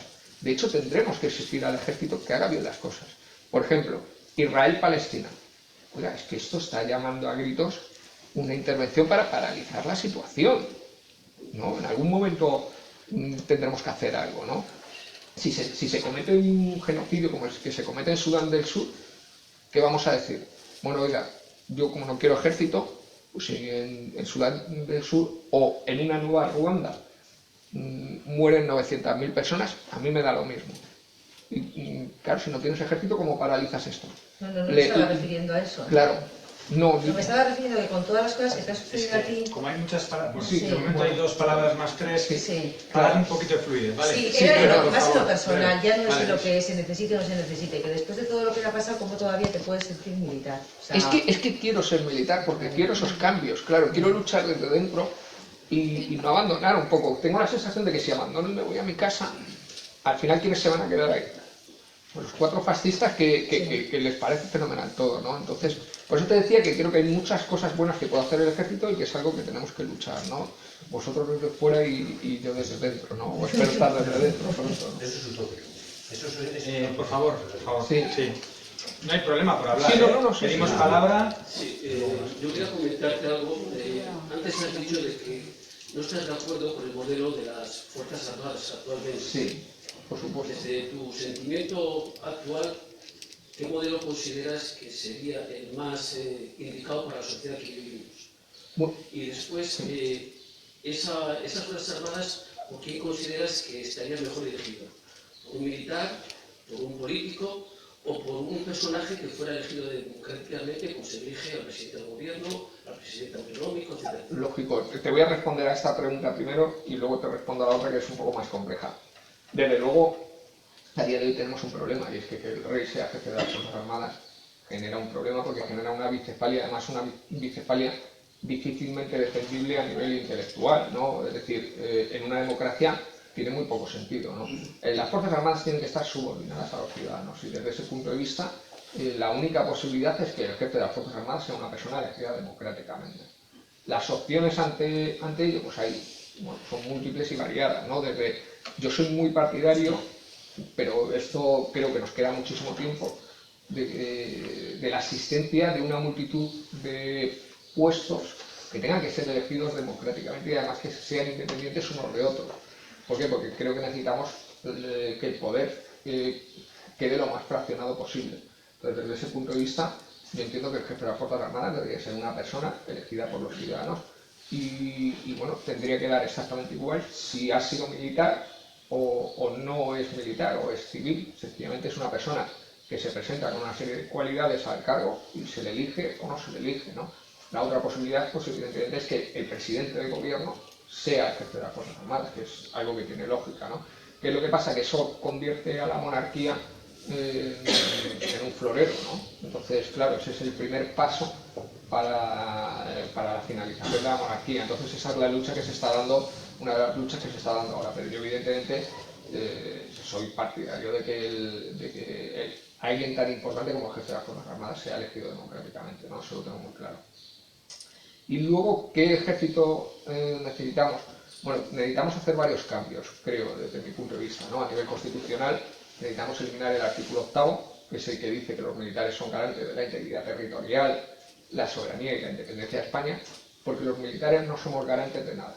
Los militares somos ciudadanos o trabajadores al servicio de la ciudadanía, punto. O sea, no tenemos o no deberíamos tener nada de especial con respecto a otros colectivos, es decir, que podemos desarrollar en determinados momentos determinadas funciones que requieran unos niveles de peligrosidad o unos horarios especiales. Bueno, los bomberos también, y no por ello son un cuerpo especial, ni son un Estado dentro del Estado, ni tienen su propia justicia, no tienen a jueces de bomberos, ¿no? Aquello es un poco surrealista y yo creo que hasta la propia terminología suena mal, ¿no? Pues un conjunto de jueces militares yo creo que tendría que sonarnos igual de mal, ¿no? Y desde ese punto de vista deberíamos de cambiar por completo la filosofía que existe a día de hoy en las Fuerzas Armadas. A día de hoy en las Fuerzas Armadas hay una filosofía terriblemente belicista. Necesitamos una filosofía terriblemente antibelicista. ¿Por qué? Porque una cosa no tiene que ver con la otra. Quiero decir, a un militar le pagamos el triple por ir a un conflicto. Es como si a un bombero le pagásemos el triple por ir a un incendio. Pero es que además le damos una medalla, una condecoración que le sirve para ascender. Pero es que además, si participa en un tiroteo, le damos una condecoración especial. Y además le damos una distinción social especial por haber participado en un tiroteo, ¿no? Entonces, evidentemente, ¿qué es lo que estamos haciendo? Nosotros estamos fomentando que los militares quieran ir a conflictos, estamos fomentando que los militares quieran pegar tiros en conflicto, y eso no es una buena idea, ¿no? Yo creo que desde ese punto de vista tenemos que cambiar esa cultura. ¿Cómo se cambia esa cultura? Lo primero que tenemos que hacer es pagar más a los militares para que no sea un incentivo económico acudir a un conflicto. Hay muchos militares, esos que somos militares lo sabemos, que van a un conflicto, que van a una guerra para comprarse un coche o para meterse en una hipoteca. Eso es un disparate, eso no puede suceder, ¿no? Y ni que decir tiene que hay altos oficiales que los últimos días de las misiones están con el dedo terriblemente nervioso porque quieren participar en un tiroteo para llevarse una distinción especial. Entonces, eso tampoco puede suceder, ¿no? Entonces, si nosotros pagamos bien a los militares, lo que vamos a hacer es que cuando vayan a un conflicto, si no ganan más por estar en un conflicto, para ellos estar en un conflicto será un problema. Igual que si yo a un bombero no le pago más por ir a apagar un incendio, pues será un problema. El día, y está empezando a pasar porque se están también privatizando hasta estos servicios, el día que a los bomberos les paguemos pluses por apagar incendios, pues primero va a haber muchos más incendios de los que ya hay, y segundo, van a durar mucho más. Pues si a un bombero por cada día que está apagando un incendio le doy un plus de tanto, pues el incendio que antes duraba una semana ahora va a durar 15 días, seguro, ¿no? Entonces, no es una buena idea. Entonces, con estos cambios ponemos la base para cambiar esa cultura. ¿Qué es lo que tendríamos que hacer también? Necesitamos un cambio cultural dentro del ejército. El ejército lo que busca es que si no eres tonto, que te conviertas en tonto. Es decir, esto es algo que se ha dicho siempre, ¿no? De hecho, el primer consejo que te dan cuando vas al ejército es no destaques, ¿no? O sea, tú ahí cállate, que tienes que ser lo más medio posible, ¿no? Ni por arriba ni por abajo, no destaques, que no se enteren de que existes. Bien, pues eso es un error, ¿no? El militar no tiene que ser tonto. El militar es un señor al que le estamos dando un arma. Wow, en una sociedad a una persona a la que le das un arma, tiene que estar formada y tiene que tener capacidad para tomar sus propias decisiones. Quiero decir, necesitamos un militar que esté formado en derecho internacional, que esté formado en derechos humanos, que no existe a día de hoy, en geopolítica, en geografía, en historia. ¿Por qué? Porque yo quiero un militar que, ojo, ya le estoy pagando bien por estar aquí, por estar formado. Pero es que además, cuando yo le mandé a Afganistán, si yo le estoy mandando a una guerra neocolonial, yo quiero que él sea el primero que me lo diga. ¿Por qué? Primero, porque va a estar incómodo allí, va a decir, joder, si yo lo estoy ganando más aquí. Y segundo, porque además va a estar formado para decir, es que esto que está pasando no es por el bien de España, es por el bien de 4 amigotes. Entonces, ese segundo cambio, el cultural, me parece muy importante. Entonces, si nosotros formamos a los militares en estas materias, les pagamos más y además les concedemos los mismos derechos que a cualquier otro ciudadano, acabamos de pasar de tener a militares tontos, que no es porque seamos tontos los militares, sino porque tenemos que cumplir ese rol, a tener personas que tienen que tomar decisiones y que para tomar decisiones tienen las herramientas necesarias para tomar las decisiones. Esto me parece muy importante. ¿Por qué derechos y libertades? Porque un militar es un ciudadano más. Y tenemos que tener libertad de expresión, derecho de manifestación, derecho de huelga también. ¿Por qué no? Hay gente que dice, bueno, es que los militares no pueden hacer huelga. ¿Por qué? El sábado santo, o el viernes santo, o el jueves santo, vayamos a un cuartel a ver cuántos militares hay. ¿Qué puede haber? ¿2.000? ¿3.000? ¿4.000? Pues si ese día puede haber 3.000 militares o 4.000, ese mismo día de la semana siguiente, el resto de los militares, menos esos 3.000 o 4.000 que parece que son los imprescindibles, pueden declarar en huelga. Es decir, pues no voy a mi puesto de trabajo porque no me encuentro a gusto, porque mi jefe me trata mal, o por lo que me dé la gana, como cualquier otro ciudadano, ¿no? O porque las condiciones que tengo, pues me parece que no son correctas. Entonces, al final, ese falso concepto de jerarquía y de disciplina y de lealtad y de patria y todos estos conceptos que están completamente retorcidos son los que nos hacen tener a unos militares que parece que son personas especiales. Y los militares no tenemos que ser y no somos personas especiales, ¿no? Esto se lo dice algún militar y se lleva las manos a la cabeza.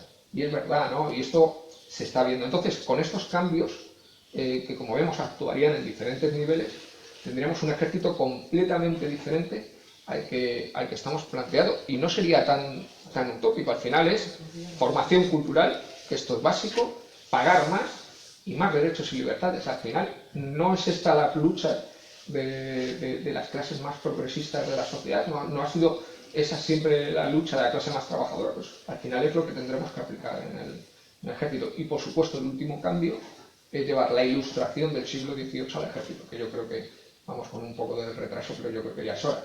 ¿Cuál es? Separar funciones y separar poderes, ¿no?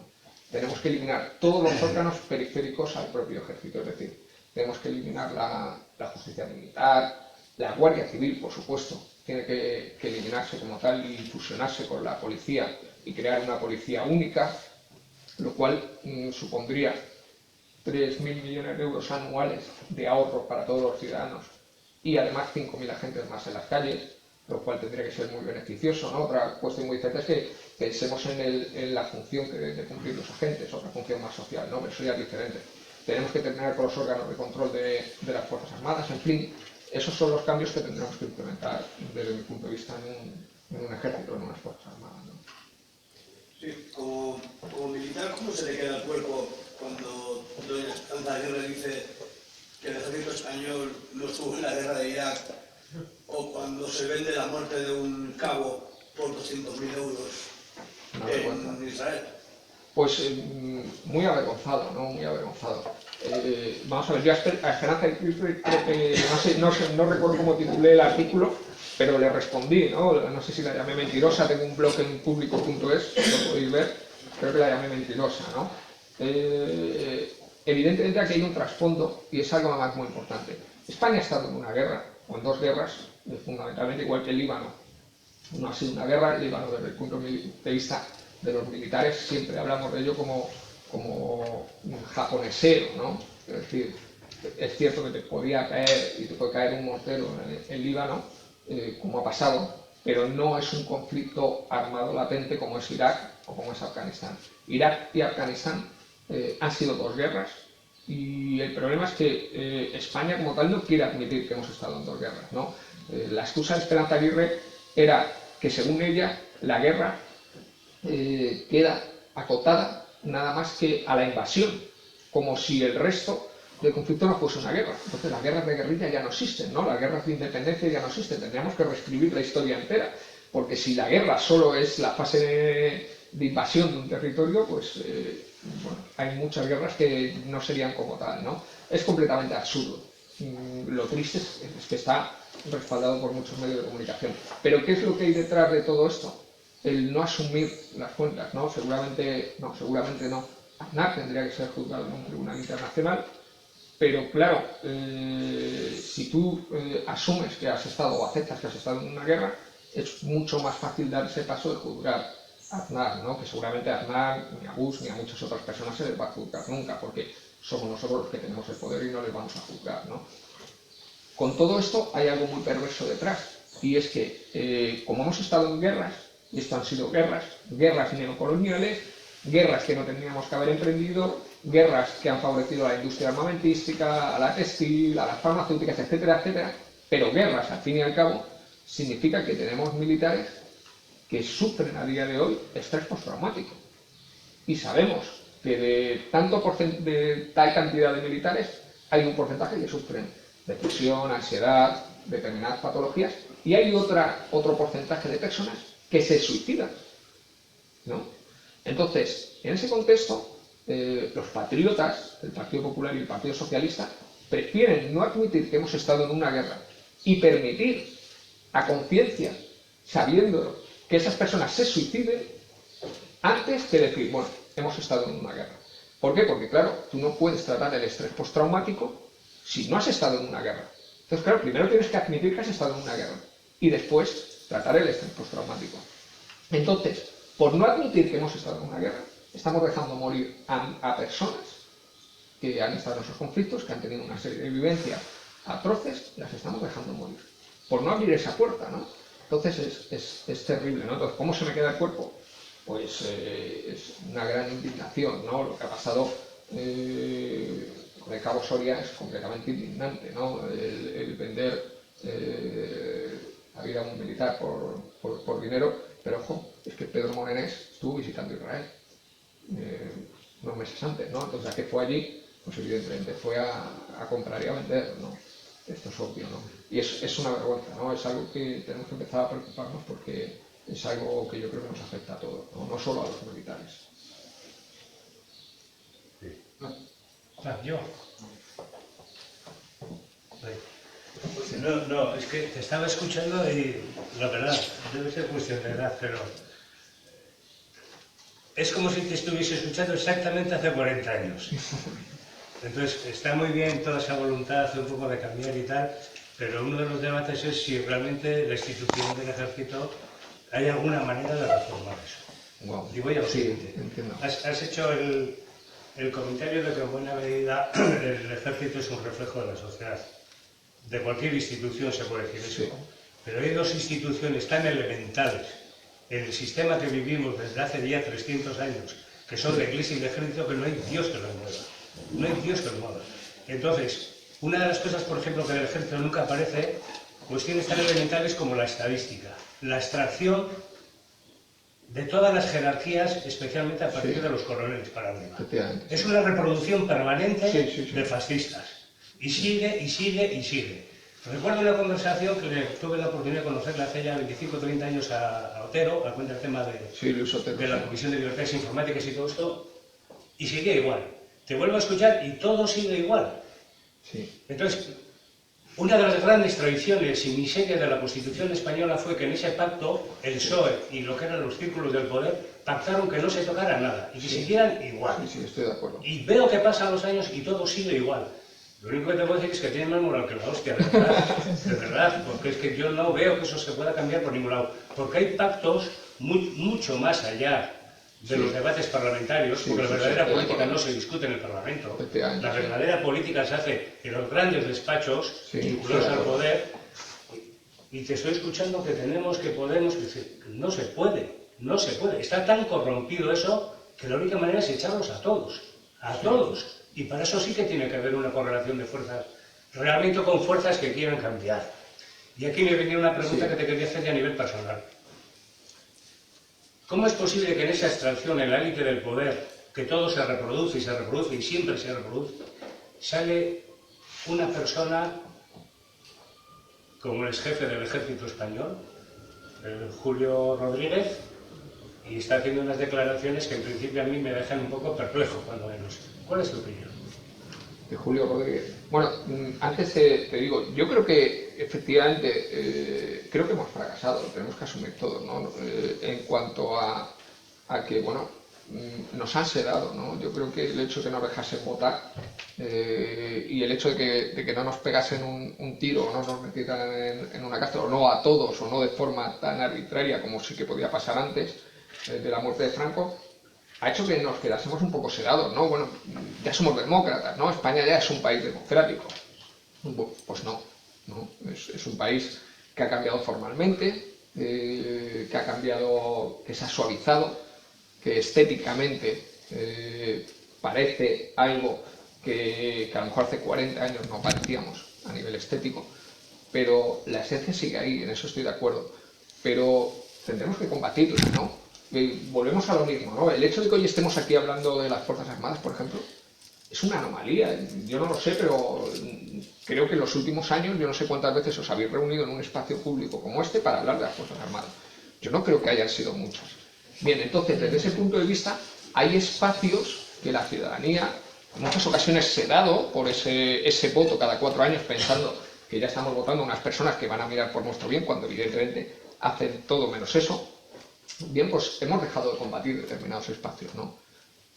Si ha habido otras sociedades que han conseguido evolucionar en determinados momentos, eso es que nosotros podemos conseguirlo también, ¿no? Ya nos tendremos que remontar a niveles históricos, pero bueno, o sea, hay determinados países que en determinados momentos sí han conseguido evolucionar. Eso no quiere decir que no tengan problemas, que también los tienen, pero evidentemente son mucho menores que nosotros. Entonces, creo que nos tenemos que esforzar, creo que a día de hoy tenemos una nueva ventana. Igual que entre el 75 y el 82 hubo una ventana de inestabilidad en el cual las cosas se pudieron cambiar, hasta que en octubre del 82 llegó al poder el Partido Socialista y ya se cerró la ventana y volvimos a quedar sedados. Creo que ahora tenemos una ventana de efectivamente derribar el edificio y volver a levantarlo. Y tenemos que luchar por ello, ¿no? Que no se puede, pues a lo mejor no lo conseguimos, ¿no? Sí que es verdad que puede ser que no lo consigamos, ¿no? Llevamos 300 años con los Borbones, de desgracia en desgracia, y si analizamos el contexto histórico de a dónde nos han llevado los Borbones, es terrorífico, ¿no? E incluso antes, ¿no? Podríamos hablar de la decadencia que se inició en el siglo anterior, pero bueno, desde ese punto de vista a lo mejor no lo conseguimos, yo siempre lo digo, pero el gran fracaso de verdad nuestro es no intentarlo. Y llevamos 40 años sin intentarlo. Y creo que ha llegado la hora de decir, vamos a intentarlo, ¿no? Y si no lo conseguimos, vamos a seguir intentándolo. Y bueno, pues hoy yo siempre digo que casi la mitad de los votantes se han desconectado de Matrix, ¿no? Bien, pues sigamos luchando para que haya cada día más personas, ¿no? A día de hoy el Partido Popular y el Partido Socialista, los índices de voto que tienen en menores de 35 años son porcentajes completamente ridículos, ¿no? Entonces, bueno, estamos gestando un cambio. Evidentemente los cambios mediante una revolución son mucho más rápidos, ¿no? Pero en muchas ocasiones también son más inestables y a lo mejor tienen mucha menor longevidad. Y yo creo que estamos asentando los pilares de un nuevo cambio. Entonces, que empecemos a hablar de las Fuerzas Armadas, que empecemos a debatir, que digamos, oiga, mire, yo no quiero este ejército. Algo que yo digo siempre, si no hay un gobierno de cambio al final, tendremos que hacer una manifestación frente al Ministerio de Defensa, ¿no? ¿O qué vamos a ver? Llevamos ya 40 años para hacerles una manifestación y decirles, oiga, no quiero su ejército, no quiero sus gastos, no quiero las guerras a las que llevan a nuestros militares, quiero un referéndum para que cualquier militar salga del territorio nacional. Vamos a exigirles, ¿no? Vamos a pedir cambios, ¿no? Entonces, al final somos muchos y si empezamos, podemos abrir una ventana. Ese militar atemorizado, que no quiere manifestarse, que no quiere decir que las cosas no están bien dentro del ejército, si un día ve a 10.000 o 20.000 o 30.000 o las personas que sean frente al Ministerio de Defensa diciendo que quieren cambiar las cosas y que quieren que esto cambie, bueno, pues será un paso, ¿no? Al final, vamos a ver, yo siempre lo digo, ¿no? Lo que yo estoy viviendo es una gran derrota, ¿no? Es un gran fracaso. Y es verdad, al final he perdido mi trabajo, he perdido prácticamente todo lo que podía tener. Y a nivel individual seguramente cosecharemos muchísimos fracasos. Incluso puede que a nivel colectivo cosechemos muchos fracasos. Pero el verdadero fracaso es no intentarlo. No intentarlo a nivel colectivo, ¿no? Muchas veces hay que fracasar, muchas veces hasta que lo consigamos, ¿no? Entonces, yo creo que tenemos que volver a combatir esos espacios, ¿no? No quiero esa Guardia Civil, perfecto. Pues vamos a luchar y vamos a cambiar la Guardia Civil. Y vamos a que la Guardia Civil cumpla otras funciones diferentes. En Valencia, por ejemplo, bueno, pues ha llegado la alcaldía del cambio y esos policías municipales que iban por las noches a echar a los vagabundos de los cajeros automáticos y los echaban por las buenas o por las malas, porque había un señor que les decía que los echaran. Bueno, pues ahora van a repartir los caldos por las noches. ¿Qué concepción tiene ese vagabundo o esa persona que está en esa situación de ese mismo policía? Bueno, seguro que no es la misma, ¿no? Bien, las cosas se pueden conseguir. Nos va a llevar mucho esfuerzo, ¿no? Estamos hablando de los Borbones 300 años. Y desalojarlos no es desalojar cualquier cosa, es desalojar a unos señores que viven de nosotros. Es su pan, ¿no? Y el de mucho, bueno, su pan y muchas más cosas, ¿no? El pan de ellos y el de las amigas entrañables, y, en fin, ahí hay muchísimo. Nos va a costar muchísimo, ¿no? No va a ser fácil, pero desde luego si lo abandonamos, si no luchamos, entonces no tenemos ninguna posibilidad, ¿no? ¿Y Julio Rodríguez? Julio Rodríguez me parece una persona que se puede juzgar a muchos niveles. Sé que se le ha juzgado de forma muy dura por los episodios que ha vivido dentro del ejército. Es verdad que Julio Rodríguez no estuvo, y era militar, entonces no estuvo con la UND, por ejemplo, o que participó en Libia y todo esto que se comenta de él. Pero yo prefiero juzgar a Julio Rodríguez en los últimos 5 años, ¿no? Julio Rodríguez en los últimos 5 años, él antes de ser GEMAT, jefe de Estado Mayor de la Defensa, él estuvo en la Dirección General de Armamento. Él podría estar a día de hoy en la industria armamentística, o haber salido, y estar ganando 10.000 euros todos los meses, tranquilamente. Y no eligió ese camino. Quiero decir, en un momento dado, Julio Rodríguez decidió todo lo contrario, decidió dirigir el Foro Milicia y Democracia, ¿no? Que desde luego es bastante menos lucrativo que la industria armamentística. No solo eso, sino que Julio Rodríguez eligió una opción política como es Podemos, que él sabía que le iba a generar un problema a nivel personal, tanto a él como a su mujer y a su entorno, que es militar, no lo olvidemos, que él es hijo de militar.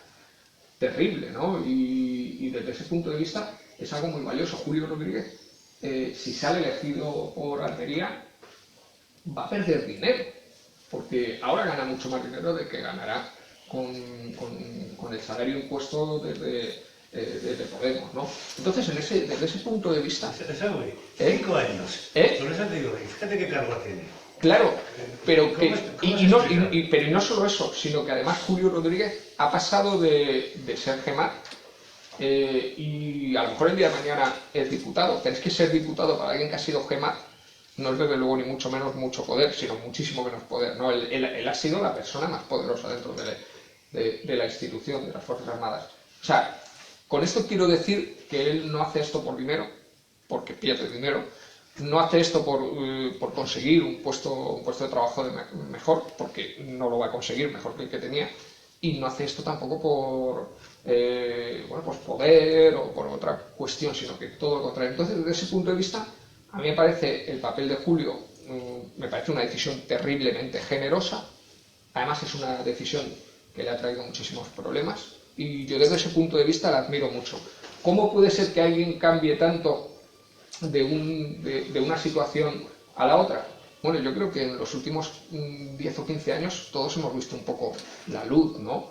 Quiero decir, podemos pensar por ejemplo, en Jesús Gil, en los años 90, con su caballo imperioso y su jacuzzi lleno de mujeres, y bueno, si no era un mafioso de manual, que venga alguien y me lo explique. Y sin embargo, era muy gracioso y todos nos reíamos mucho y a nadie nos parecía. ¿Podría existir Jesús Gil así a día de hoy? No, nosotros vemos a un personaje así y diríamos, peligro, ¿no? Esta gente es la que nos ha saqueado, ¿no? Entonces, desde ese punto de vista, evidentemente como sociedad hemos cambiado, ¿no? Hay muchas personas que hemos despertado, que nos hemos dado cuenta que las cosas no se están haciendo bien, Y yo creo que esa es un poco la función o lo que le ha pasado a Julio, ¿no? A mí Julio me recuerda mucho a Gutiérrez Mellado, ¿no? Gutiérrez Mellado participó en el levantamiento del 36, estuvo en un determinado bando y además recorrió todo el camino de la dictadura hasta el año 75. Sin embargo, en el año 75, o un poco después, 76, decidió tomar un camino muy diferente, ¿no? En un momento dado. ¿Qué es lo que pudo pasar por su cabeza? No lo sé, pero creo que es muy admirable que una persona deshaga el camino andado, ¿no?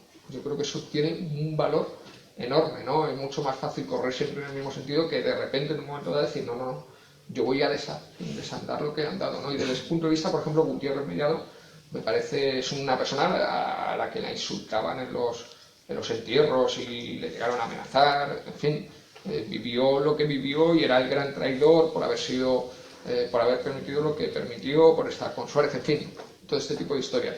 Desde ese punto de vista creo que hay un gran paralelismo con Julio Rodríguez, ¿no? Y yo creo, no sé exactamente lo que habrá pasado por su cabeza, pero desde luego creo que tiene mucho mérito que alguien deshaga el camino andado, ¿no?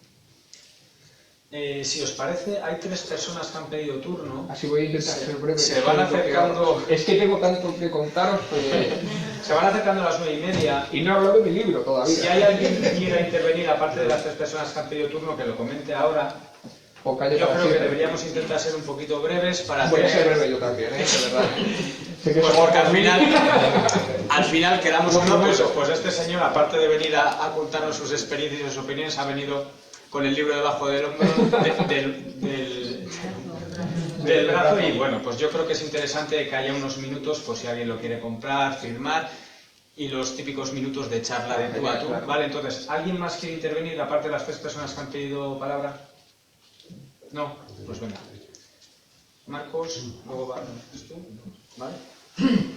Supongo que el ejército no es una sociedad homogénea, quiero decir que no todos los elementos en él son igualmente racionarios, que será distinto ser del aire que de tierra, que de la armada, etc. Toda la razón, sí.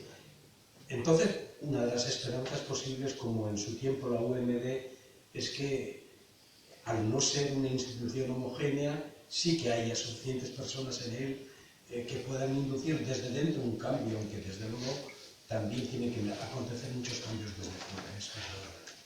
Supongo yo, estoy de acuerdo contigo en eso. Pero, ¿como cuánto de heterogéneo es? Es decir, ¿es verdad eso que es muy diferente un cuerpo que otro, un arma que otra? Sí, es así. Vamos a ver, sí y no hay homogeneidad en el ejército, quiero decir. Es cierto que efectivamente hay mucha diferencia entre el ejército del aire, el ejército de tierra y la armada, e incluso dentro de los ejércitos las funciones que se cumplan. No es lo mismo, por ejemplo, mi ámbito, que es la de las transmisiones, que somos personas más abiertas, tenemos en contacto un entorno mucho más técnico, que a lo mejor el mundo de la infantería, que es la persona que va con el fusil, ¿no? Evidentemente es muy diferente. Pero dicho esto, el sistema, lo primero, está terriblemente estratificado y dentro de esos estratos sí que hay una gran homogeneidad. Y por otro lado, el sistema ha aprendido. Es decir, a día de hoy no hay una UMD porque el sistema ha aprendido. ¿Y qué es lo que ha hecho? El sistema depura a todo aquel que sea progresista. Quiero decir, por ejemplo, a mí me han echado básicamente por ser progresista, ¿no? Pero es que tenemos a un señor que fue el teniente coronel que acosó sexualmente a Zaida, que sigue siendo militar. Tiene sitio, tiene cabida en el ejército. Pero es que el capitán que existe, que abusó, no acosó, abusó sexualmente de 28 reclutas, hoy sigue siendo militar. Es decir, el sistema tiene cabida para él, no pasa nada, puedes abusar de 28 reclutas, no pasa nada. Los 6 militares que apalearon a 2 iraquíes y que probablemente los mataron, hoy siguen siendo militares. El sistema también tiene cabida para ellos. Jolín, pero el sistema no tiene cabida para mí, ¿no? Entonces, no es por personalizarlo, pero al final, todos los que hemos sido medianamente progresistas hemos sido purgados. ¿Para qué? Para evitar que haya una UMD. Entonces, evidentemente, ¿hay personas progresistas en los estratos de oficiales? Sí, que son pocas, poquísimas. Y las pocas que hay, desde luego, con la salida, entre comillas, del armario de Julio o la mía, pues desde luego va a haber menos todavía, ¿no? Hay muy pocas personas progresistas en los niveles de oficiales. Quiero decir, si hiciéramos una encuesta electoral, y voy terminando, si fuéramos una encuesta electoral a nivel tropa, los resultados electorales serían muy parecidos a los de la sociedad. Habría una ligera disfunción de la derecha, por supuesto, pero bueno, realmente no sería apreciable, ¿no? Si la derecha supone en la sociedad del 30%, a nivel soldados a lo mejor sería el 35% o el 40%. Pero bueno, aceptando esta pequeña desviación, sería más o menos parecido el resto de resultados, ¿no? A nivel oficiales, si hiciésemos una encuesta, seguramente ganaría un partido político que ni siquiera tiene representación parlamentaria a día de hoy, ¿no? Sería... Sí, seguramente es así, ¿no? Entonces, esto te demuestra que es muy complejo, ¿no? ¿Se da la privatización del ejército? ¿Tú la ves? Wow, los Blackwater, es que eso nos daba para una hora, ¿eh? Se está dando en otros sitios, sí, es decir, sí, que tratas de... Si quieres responder, 10 segundos, y si no... Vamos a privatizar todo, la guerra, la muerte, la destrucción, todo lo vamos a privatizar. Todo da dinero, es susceptible de dar dinero, todo se privatiza. Sí, estamos en ese camino, ¿no? Te iba a preguntar. Sí. Pero esta, tiene mucho ruido que se ha hablado y tal, esto es un reflejo de la sociedad, sí. Hay que cambiarlo, yo no soy partidario de esto, ha sido, sí. va a seguir, va a seguir siempre, va a seguir siendo así. No, eso no, hay que cambiarlo. Sí. Hay que cambiarlo, pero la sociedad la tiene que cambiar, claro, las bases. Sí, esto es una estructura muy grande. Sí. Es una estructura muy compleja y las bases están ahí. Y las bases están diciendo que quieren lo que quieren otra vez. Y de esa forma no se va a cambiar. Y dices tú, ha cambiado. Yo me alegro mucho que esté cambiando. Para quitar el superpoder. Eso es gracias. Pero ojo, que están en Europa, mira quiénes están ganando en Europa. Sí. Ojo, y casi por mayores absolutas. Bueno, en Europa y en España, ¿no? En España no hay representación parlamentaria por algo, ¿no? Afortunadamente no es comparable todavía. Pero, afortunadamente aquí hay... Yo no me gusta hablar de siglas tampoco, porque algunos, como digo yo, si yo hablo de siglas a algunos les sueltan sarpullidos, ¿no? Pero vamos a apostar por los cambios. A mí no me importa votar a gente de derecha, pero los chicos jóvenes que enderecen esto. Voy al otro extremo, ¿no? Sí. No soy de ahí, pero bueno. Pero es que esto no se sostiene con esta gente. Y están haciendo grandes campañas para contrarrestar esto. Sí. Estoy hablando del general este. ¿A mí qué le importa al general? Como si los Borbones. A los Borbones se le cambian con los votos. Claro. Y se le quitarán de ahí. Y al general este, pues tiene derecho a cambiar. A ver quién es el que no ha cambiado. De chaqueta. Yo he cambiado muchas veces de chaqueta. Política nunca, ¿eh? Siempre sigo ahí. No, aquí voy a contar mi historia que es muy larga. Pero bueno.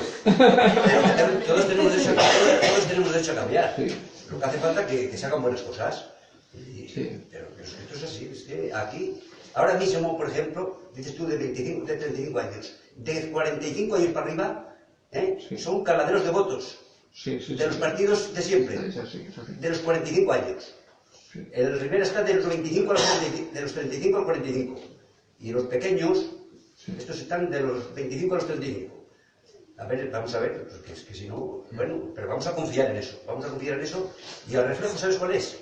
Mira los que estamos aquí. Claro. Mira los que estamos aquí. Y hay papeles por ahí, y hay periódicos y todo eso. Sí. Y como las manifestaciones estos días que ha habido ahí sobre los refugiados. ¿Pero qué pasa aquí? ¿Pero qué está pasando aquí? Que están muriéndose ahí a millones. Y aquí, pues eso. Yo creo que la gente está muy conectada. Está muy conectada a Matrix, se vive muy a gusto conectado. Por ejemplo, los refugiados hay 4,5 millones de refugiados, de hecho, de ellos 1,5 millones en Líbano. Sí, voy a ser breve. Y vamos a dejar morir a 3 millones de personas, ¿no? Es algo terrible y a la gente le da lo mismo, ¿no? Organizas una manifestación contra la ley Mordaza y te encuentras al número de partido de personas. Bien, dicho esto, bueno, pues creo que tenemos que asumir responsabilidad, creo que tenemos que convertirnos en activistas y decir, bueno, vamos a mover esto, vamos a informar esto, vamos a conseguir que esto llegue a la gente. En fin, yo esto es lo que digo siempre. Yo tengo una página en Facebook, que es Facebook Luis Gonzalo Segura, un paso al frente, y ahí comparto y difundo información. Tengo un blog en público que es un paso al frente también. Bien, pues todo lo que lo que compartáis, todo lo que llevemos, todo lo que contemos, todo lo que hagamos, pues bueno, es algo que conseguimos llegar al resto de la sociedad, ¿no? Los medios de comunicación no nos lo permiten, pues vamos a intentar otras vías de lucha, ¿no? Al final eso sí que no nos lo pueden frenar, ¿no?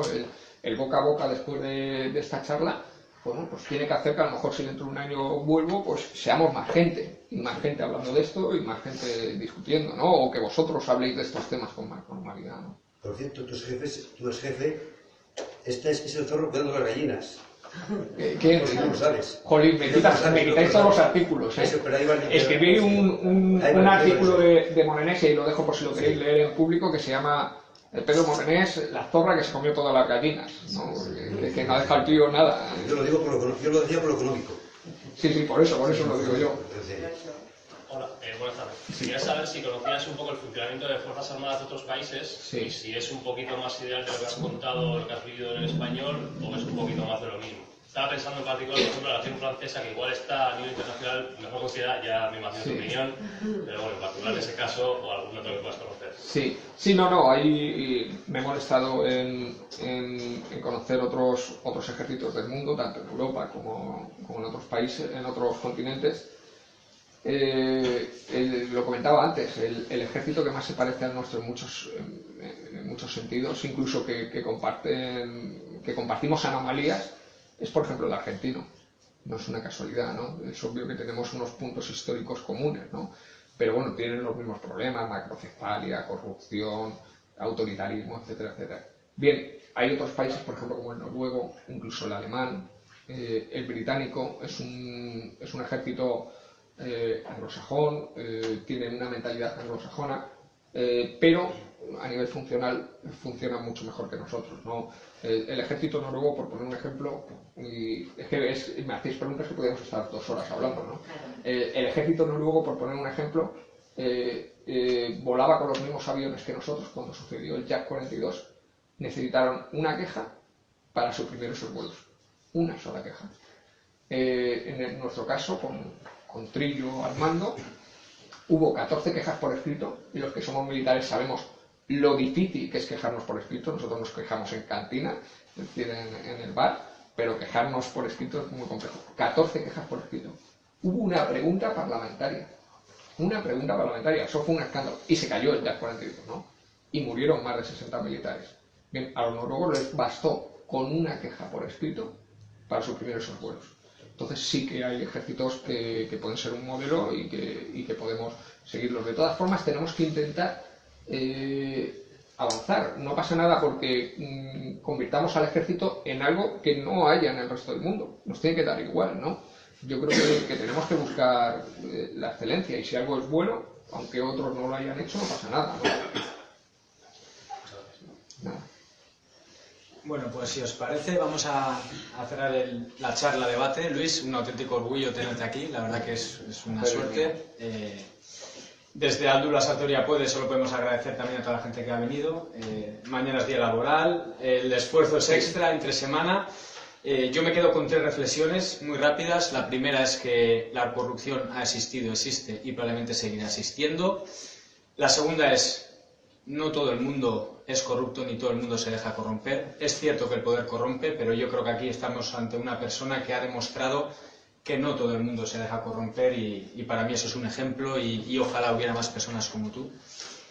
Y por último, pues espacios como este, ¿no? Creo que son muy, muy enriquecedores, demuestran que no todos pensamos igual, lo cual es bueno, pero también desde el respeto y la tolerancia pues podemos compartir charlas como estas, poder hablar del ejército y de otras cuestiones que en esta tierra en concreto pues hay mucho por hablar, ¿no? Como puede ser el tema torturas y demás, que parece que hay gente que no quiere hablar, ¿no? Entonces, la necesidad de generar este tipo de espacios y atraer a la gente que se anime, porque desde luego es muy enriquecedor, ¿no? O sea que vamos a tomar unos minutos para por el tema de los libros y demás, y la típica charla de tú a tú, y nada, muchísimas gracias por venir. Muchas gracias.